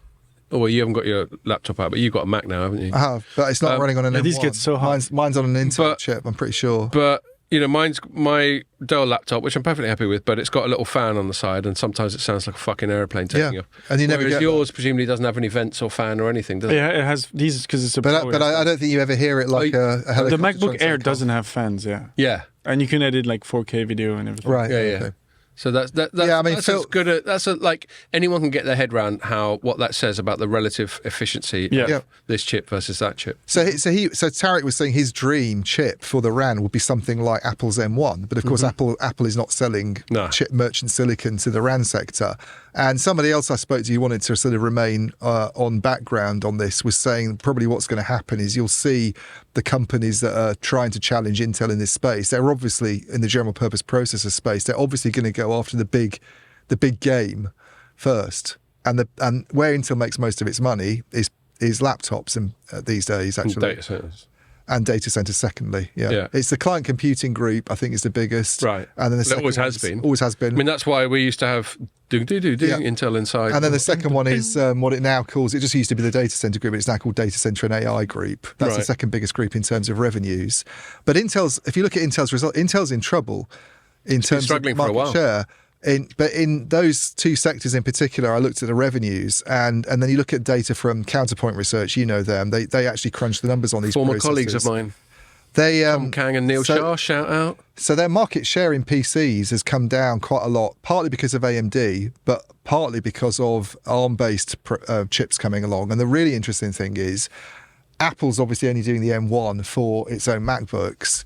But the company that could really shake things up if it works out is Qualcomm, which is trying to do a ARM-based chip for PCs that would work with Windows software and could be a real game. I mean, that's the biggest threat I think that Intel faces. Forget about all this. Well, Qualcomm is the single biggest ARM-based chip company. Yeah.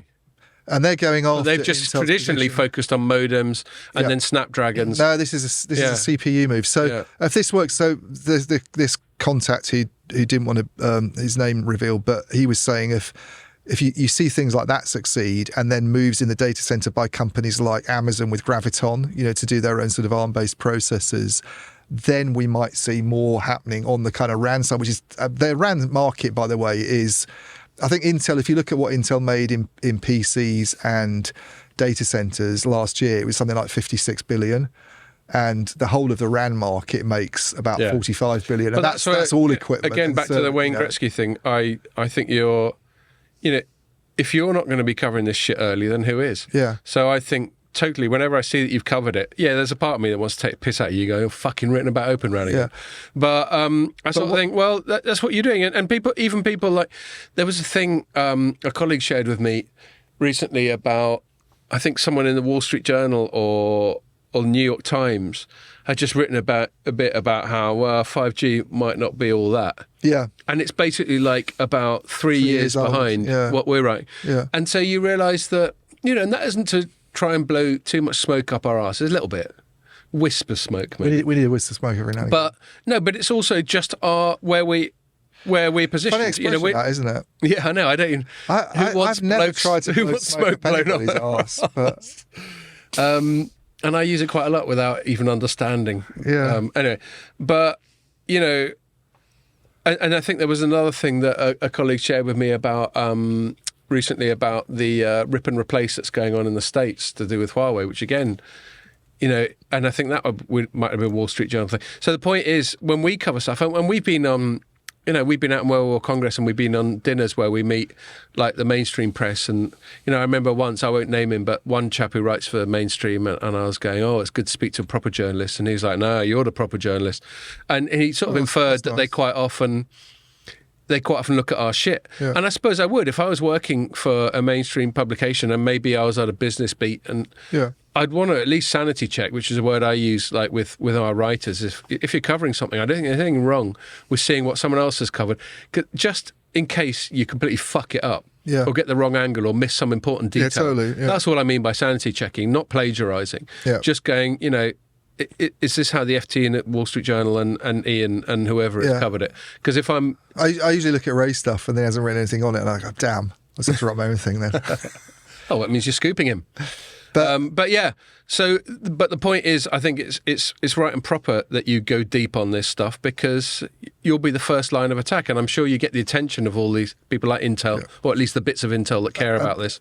And before we put it to bed, the only other thing I'll say is when I was here last week and you were losing your keys, and I was doing that interview with HPE. That was kind of partly the genesis of this story because HPE is working with a really interesting company called Ampere Computing. Do you know that? Right, I don't. Right. So they're founded in 2017 by someone called Renee James. She was former Intel president. Yes, that name rings a bell. And she's now founded this company called Ampere Computing. They're doing ARM-based processors for data centers.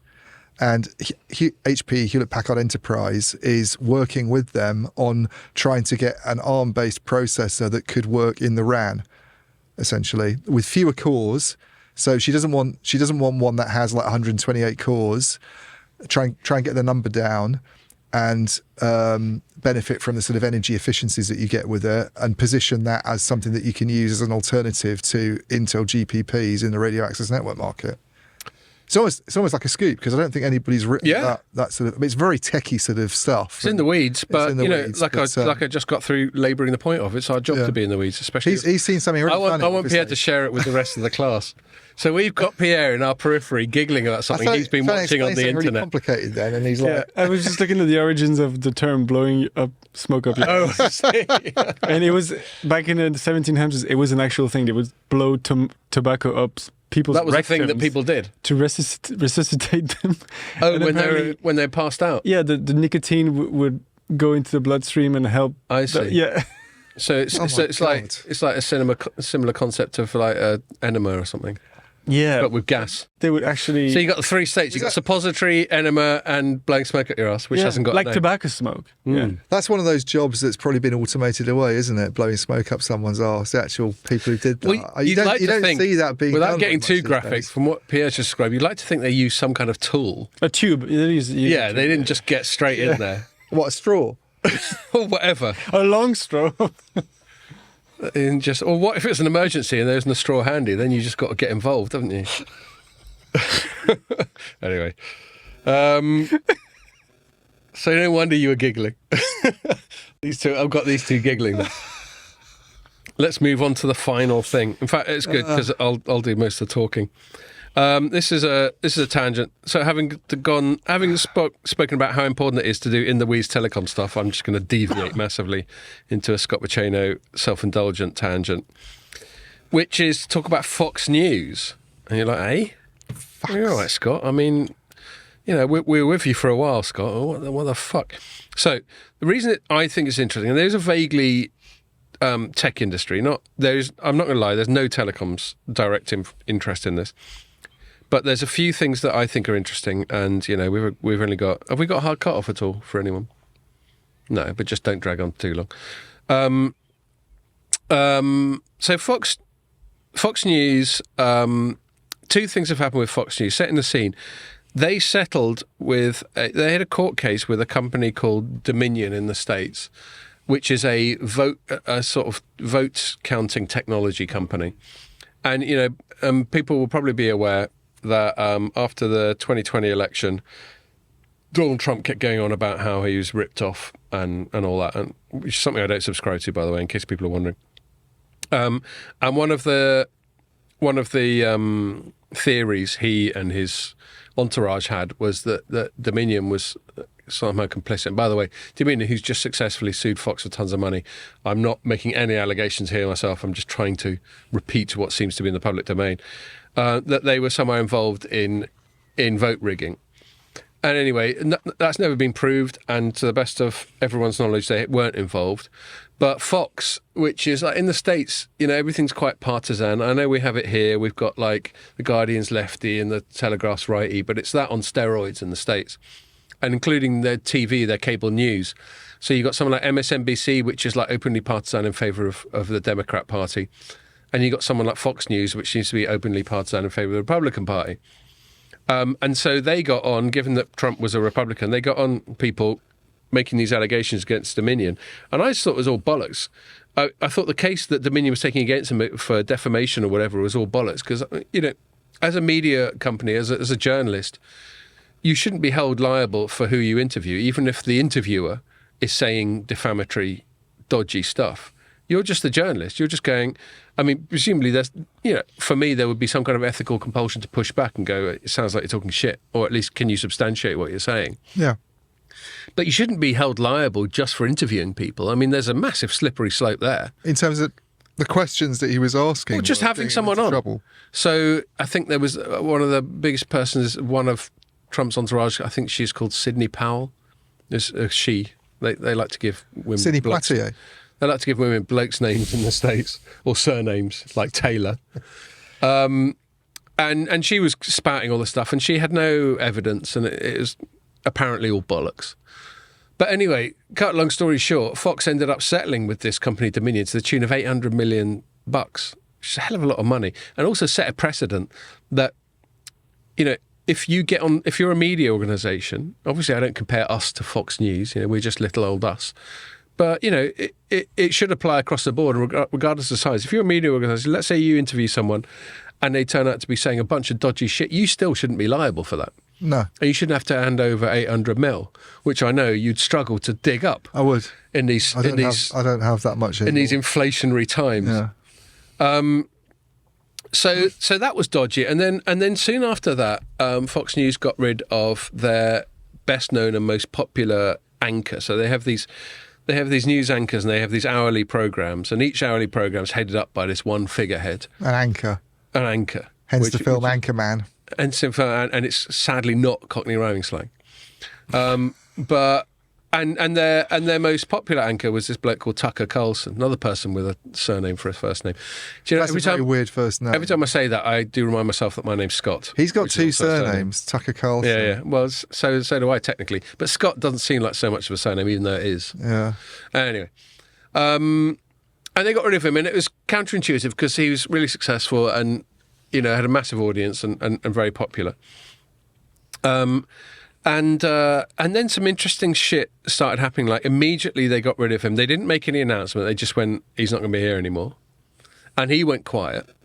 And then suddenly this stuff started leaking to the press. And he's very popular, yeah? Massively. Yeah. Massively. Polarising, though. Yeah. He's not so much right-wing as... I hate to use the He's word a gobshite. populist. Yeah, he's a bit of a gobshite, and he'll go down rabbit holes. He's a bit more internety. He's a bit more like Joe Rogan, Russell Brand direction, where he'll go down what some people would call conspiracy theories, which actually is a point of semantics I want to address, because I think conspiracy theories normally use a pejorative. It's a bad thing, yeah? Yeah. But I think, there's a fine line between a conspiracy or a set of circumstances that are legit Yeah. and a conspiracy theory. Like one example is something that happened in the States during Trump's time, which was they called Russiagate, which was this assertion by media that were hostile to him that he was basically in hock to Vladimir Putin and the Russians. Yeah. But it was never substantiated. And then they had a massive investigation, and this geezer came out and went, That was the whole golden shower stuff, yeah? Yeah, that was part of it, yeah, all that. We won't elaborate any further on that one. Just let people Yeah. use their imaginations there. Yeah, and there's a Steele dossier and all that. But that was never called I can think of a better one. What's that? The whole COVID came out of a Chinese lab. Right. Was early on dismissed as a conspiracy theory, and then all of a sudden it got taken quite seriously. It's like maybe totally. I think that's a brilliant example. Yeah. And while it was called a conspiracy theory, there were people. This is what really interests me about this stuff is just how the flow of public information gets manipulated by powerful people. And so there will have been interests that would have, for whatever reason, I don't know why, I think part of the reason is probably because there was yank money in this Wuhan lab. Yeah. They just wanted to keep it quiet. That's quite weird, that, isn't it? That there was US involvement in the Wuhan lab. I never really understood that. I do. I do, because I think there was a law that Obama made. This is really going off on a tangent. Sorry, everyone, but it is the end of the podcast. There's a law that Obama made that said you can't do gain-of-function research in the US. So gain-of-function research is a biological thing. It's basically manipulating microorganisms such that their characteristics are different. So artificially turning a virus with this pathological profile into one with that pathological profile. Why did he ban that? Because it's fucking dodgy, as we just found out. And sometimes it can leak. Yeah, sometimes it can leak and fuck the whole world up for 2 years. So it might as well be far away, although in this case it didn't help. But as is so often the way... So that was the concern, though, about it, that it might create a pandemic. So. It's the same way that all the dirty chemical processing of battery, all this stuff is done in China because it's incredibly polluting and you don't want this in your country. So it's... gain of function... I didn't even know that. So the thing about mucking around with microbes, as we discovered, is only one needs to get out. One thing, there's lots of things viruses aren't good at. One thing they are good at is replicating. And only one needs to get out and get into and find a foothold in a subject, in a human subject. And then that human subject acts as a petri dish and then it gets spread everywhere. Yeah. And that's what happened, I think. Anyway. So the reason that we went to Wuhan is so the people that were banned from doing it in the States, they just found a loophole and then went, well, let's just fund this shit going on in Wuhan. None of this is concretely proven. And how did we get onto that? Anyway, but yeah, that was a really good analogy about conspiracy theory versus conspiracy fact or whatever. And so this thing with the menu, and then they got rid of Tucker Carlson and it all went a bit quiet. It was all a bit weird and no one was sure why it had happened. But it seemed counterintuitive because it seemed like a self-own by Fox News, especially since, I think, provably immediately, he was in the 8 o'clock slot, which I think is the prime slot for cable news in the States, or maybe for telly in general. Maybe that's when everyone's watching it after dinner. Yeah. And anyway, and their 8 o'clock slot went down the toilet because they just filled it with like super subs. Yep. And at the same time, these little things kept getting leaked to the media, especially through a organisation called Media Matters, which in my story I described as partisan and hyperlinked to who did I hyperlink to? A website called All Sides, which rates media according to bias, and is transparent in its methodology. And anyway, basically, it rates Media Matters as very biased to the left, whatever left and right means. But let's say if left is Democrat or MSNBC and right is Republican and Fox News is very left. So it's hostile to people like Tucker Carlson instinctively. And Media Matters suddenly just started getting all these videos which were which were basically him between, it's like we were joking just before we started. We were talking a bit of shit when Pierre had already started recording and just thinking about the amount of incriminating dirt he has. If you think I talk shit on this podcast, you hear what I say before we start recording. One of these days he's going to Or in stick the all pub. that stuff in. Yeah, exactly. Well, he's got a dossier. Don't worry, I'm expecting the blackmail at some stage. Yeah. When he's looking to buy a bigger house or something, he goes, Scott, you shouldn't have said that shit, man. But I can keep it quiet. Anyway, and so they found little bits and bobs like that, none of which was that bad. One time I think he called some woman tasty. It's a little bit mildly sexist, but it's not the worst thing ever. No bloke's ever said that before, by the way. And then a few other little bits and bobs. But what it really was, it's obviously not a coincidence that all this dirt suddenly found its way into the public domain the moment he left. Yeah. And so while there's no proof, it seems a fair assumption that it emanated from Fox News. And certainly there's an ex-Fox anchor, a very successful woman called Megyn Kelly, and I listened to her podcast, and she's certainly convinced of that. Right. And she knows a fuck of a lot more about this than I am, although she might be biased She got in some way. Good podcast. Excellent. It's really good. I mean, you've got to be into Yank current affairs, I think, to find her podcast interesting. Yeah. But I am. Would she be perceived to be on the sort of right wing of the... I think she'd be perceived to probably be biased in favour of Tucker Carlson because they were colleagues and she likes him. Yeah. And I think she'd probably perceived to be right, but she's not mega. I'd call her centre-right, probably. Yeah. But, I mean, part of the polarisation of political culture is some... Is she MAGA, though? No. Well, there was a whole film about her. She was actually victimised by Donald Trump. Oh, right. And called like a bimbo and stuff. I haven't seen the film, but I think she was played by Charlize Theron or Oh, yeah. Oh, yeah. I've been aware of that film. Yeah. I've not watched it, but... So it's huge. I mean, I think you'd have to be American to understand it better, because I was never aware of Megyn Kelly when she was on Fox News. Yeah. Whereas, obviously, if she'd been on BBC or ITV or Sky News, I probably would have been. Yeah. But she was a big deal. And then Trump really got in her face, because she I think she did one or two interviews with him where she gave him a hard time, and he did his Trump thing of just like, "Shut up, silly woman." That's a famous quote of his. Wow. Yeah, That was quite good. I think he was referring to Stormy Daniels. So he says these things, and he had a massive go at her. But Megyn Kelly, fair play to her, she's got quite thick skin, and she just sort of dealt with it. But anyway, so she's opined about this, and I listened to her podcast. Brilliant name, Stormy Daniels, by the way. Yeah, do you know what I mean? Sounds like a cocktail. Yeah.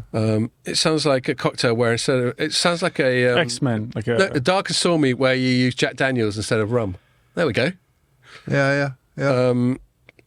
Anyway, so back to my thing, which is in itself a tangent. So going back a tangent. So your point is? My point is that then Tucker Carlson stayed quiet while all this sort of public sort of rubbishing of his reputation has been going on, until earlier on this week, on 2 days ago, where he sent out a tweet saying, "We're back," and featuring a 2.5 minute long video thing.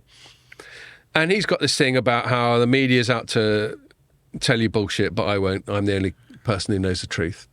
Which obviously you got to take with a fucking pinch of salt. And if anyone says it, Tucker Carlson says it, whatever. BBC says it. Oh, shit, we forgot. That was a tangent we forgot on the earlier thing about 3G cut-off. We have so many tangents. God, yeah, we never mentioned 3G cut-off. We'll have to do that on another one. Yeah, we will. So the interesting thing about what he's doing is he's inferred in this video that he's going to start up again. Everyone figured he'd do his own thing. He's got a massive portable audience. And there's, an interesting in the weeds thing about media. This is the way things are going, is big companies like BBC, ITV, Sky, Fox, CNN, whatever, are increasingly losing market share to just people going it alone, because the internet in its current manifestation really facilitates that, whether it's through written publication platforms like Substack or alternative video platforms to YouTube like Rumble. Increasingly, there are places where people can go who might have some batshit views and just go and do it. And I'm personally, to that extent, a free speech absolutist. Alex Jones should be allowed to say crazy Alex Jones shit. and then other people should be allowed to point out when it is wrong, why it's wrong. Yeah. You know, I think he got sued to the tune of about $1 trillion, something ridiculous, billions of dollars for saying some out of order stuff that I won't get into in case I get some of that suing action. Do you think there's a concern, you know, about with all these sort of crazy voices? You know, we used to come from a world where, you know, everything came to you from the BBC, and in the US it was Walter Cronkite, whatever, you know, and you know, we grew up in households where there's 3 channels on 9 TV o'clock news, and you get 3 newspapers, and it's all very establishment, but you're probably getting a considered opinion, and it's curated. It's the Western view of things rather than the Chinese view, and it's curated, but it's probably trustworthy. But do you think there's a danger, just to be sort of devil's advocate and push back on the free speech stuff, that if it becomes too fragmented and we get too many of these crazy voices in there? Not to mention, apparently, like I read something this week from maybe The Atlantic saying that generative AI is already like responsible for a huge amount of the stuff you're reading. And well, that's another issue, but that's a good point. And I'm just wondering, like, you know, youngsters today trying to navigate their way through all this. Well, not just youngsters, anybody trying to navigate their way through all this and make sense of the world. It's becoming quite confusing to know what to trust and what not to. And whereas we used to say, we'd trust the BBC to give us a considered view. And I kind of still do in a way. I'm not a massive fan of the BBC, but I still do read. One thing I do is go to BBC's news every day, actually. I get my main updates just from looking at their website on my phone. And I think they aspire to be objective. I think they are slightly biased towards, if not the political, then the cultural left. Well, however we can define that. But yeah, I think they try to be. It's a tricky debate, this one, about how we kind of get how much you need to get a balance right, if that's an aspiration. Well, so that's a good point. So I've sort of addressed one part of that by saying I'm a bit of a free speech absolutist, and I don't think, I'm just not comfortable with the concept of a chief censor, of there being some absolute authority on what is kosher and what isn't. Yeah. However, I think your point about, you know, just the sheer amount of incoming information and viewpoints and claimed truth that you got from all directions is a real issue. I would like media literacy to be taught in schools. In fact, that's the sort of thing I'd love to be doing, because I was a teacher in a previous life for a couple of years. Yeah. Just teaching kids just how to be constructively skeptical. Okay, so you've just heard something from a source. You know, you've just heard Joe Rogan say that ivermectin might be an effective prophylactic for coronavirus. Do you just take it as face value because he's Joe Rogan? No. But it's so easy. This is why it's media literacy, because it's what we do. Some people do this. They do. Well, yeah. But that's what I'm leading up to. Just let me quickly finish this. What we do as a matter of our jobs, you know, if you're writing a story, I presume, unless it's just pure opinion, if you're making any assertion, you will just do a bit of light Googling, make sure you're not talking shit. And we all have that as just part of the discipline of being a journalist. What I'd like to do is teach regular people just that. You only need about 5 minutes worth of Googling before you assume that something you've heard from one source is verifiable fact. That's all. Sorry, go on. Yeah, no, I like the sentiment. I'm just wondering what I really want, I suppose, is both worlds. I want this diversity of voices, but I also want the kind of establishment media that's there, that we've always, you know, that we've always got used to, or our generation's got used to, not to disappear. It would worry me if we had this cacophony of voices, and you didn't have the likes of there needs to be some kind of hierarchy. You didn't have the Telegraph, you didn't have the Guardian, you didn't have these institutions that, because but I don't think it's either or. No, it's not. But I'd like to think of myself as somebody with hopefully above average intelligence, and I find it sometimes hard to. I don't know, maybe not, but you know, but if I was left in a world where I've just got like people like Substack people with opinions and other people with conspiracy theories or facts, maybe even to put forward, and I don't have anything to assess it against, like the BBC or the FT or whatever it might be, I'd find it very confusing. You know, it'd be a culture is getting place silent. to be in, and totally, it is. And obviously, a media literate person would maybe subscribe to one or two Substacks like Matt Taibbi and Barry Weiss or whatever. Yeah, maybe listen to Glenn Greenwald and Russell Brand and Joe Rogan, but also read the Times and the FT Yeah. and all that sort of thing. But that's incredibly labour intensive. It is. Doing all that yeah, shit. it's hard. There's some argument. There's some power in. There's publications like The Week for people who can't be asked to read the papers, and they can just get this distilled version. But this is the there's a appeal lot of curation of the involved Week, or even just the BBC or something. It just becomes a convenience thing. I mean, I don't spend anywhere near as much time as you do. I suspect reading around and listening to podcasts and reading around podcasts. Because a lot of my reading tends to be books, and then when I am trying to pick up on news, I just tend to go with.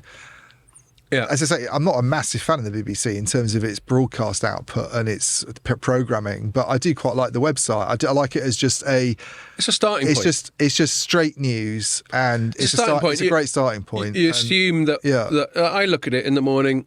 You know, I probably shouldn't do it. It's bad practice to look at your phone as soon as you get up. Well, I do that. But I do that. And I'll look at BBC Sport, I'll look at BBC News, I might look at other free ones like The Guardian. Yep. And just get a sense of what everyone's banging on about. Yeah, and I look at headlines in the Telegraph or the FT. You can't always read them, I know, but I look at the headlines and it's like... And they're normally banging on about the same shit, aren't they?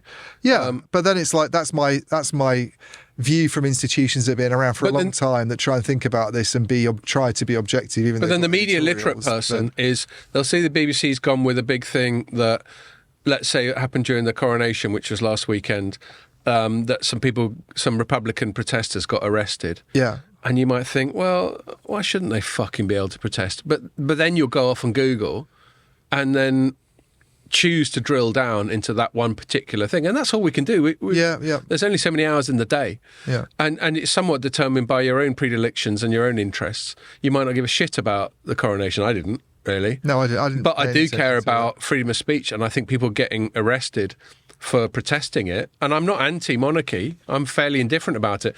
In fact, I would say if on the whole it can be proven that the royal family results in greater national income through tourism than it costs us through taxpayer support, then fuck it. I think that's probably fairly easy to prove, but someone will have done that study. Then that'll do me. That's good enough for me. Yeah. As long as I'm not forced, I mean, my daughter, bless her, she got freaked out when the Queen died because she thought her money wasn't going to be worth anything anymore. It's got a picture of the Queen on it. So, yeah, I guess they're kind of ubiquitous in UK society, but I think they're fairly benign. Yeah. Anyway. Well, I just think they're like living museum pieces, basically. Yeah, exactly. And if we spend money on museums, why not spend money on this? That means people come over here rather than Paris and Paris, then yeah. If they actually had any real power, I know theoretically they could declare wars and do stuff, but they're never going to do it, and everybody knows that because we just go, no, you're not getting away with it. So it's a silly argument. It's not going to happen. They theoretically sign off laws, but I don't think there's ever a time where the Queen or the King now just go, nah, that's a bollocks law. Well, because if they did, that would be it for them. That's game over.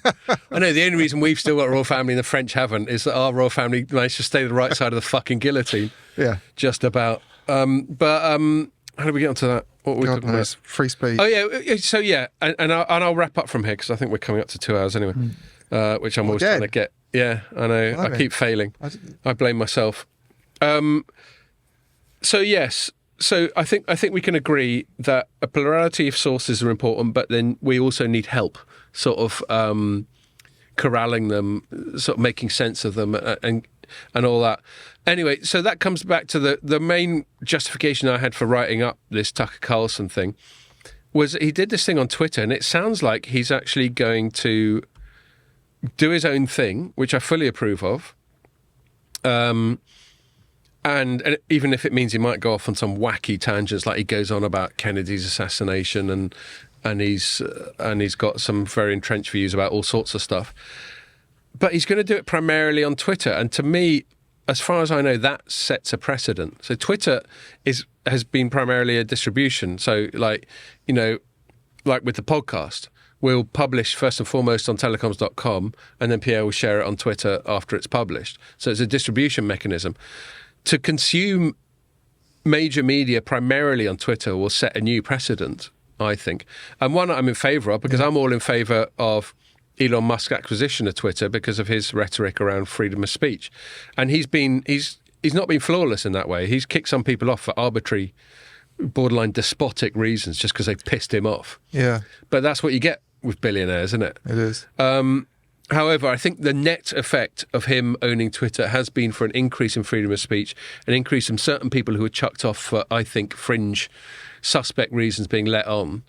And I'd rather Twitter was this cesspit of randos all just chucking bombs over the garden fence at each other than it was this sort of sanitised, no, we've decided what's allowed and what isn't. Because my biggest thing, and this is my biggest thing about freedom of speech and censorship on the whole, and maybe I'll finish off on this unless you've got anything last that you want to say.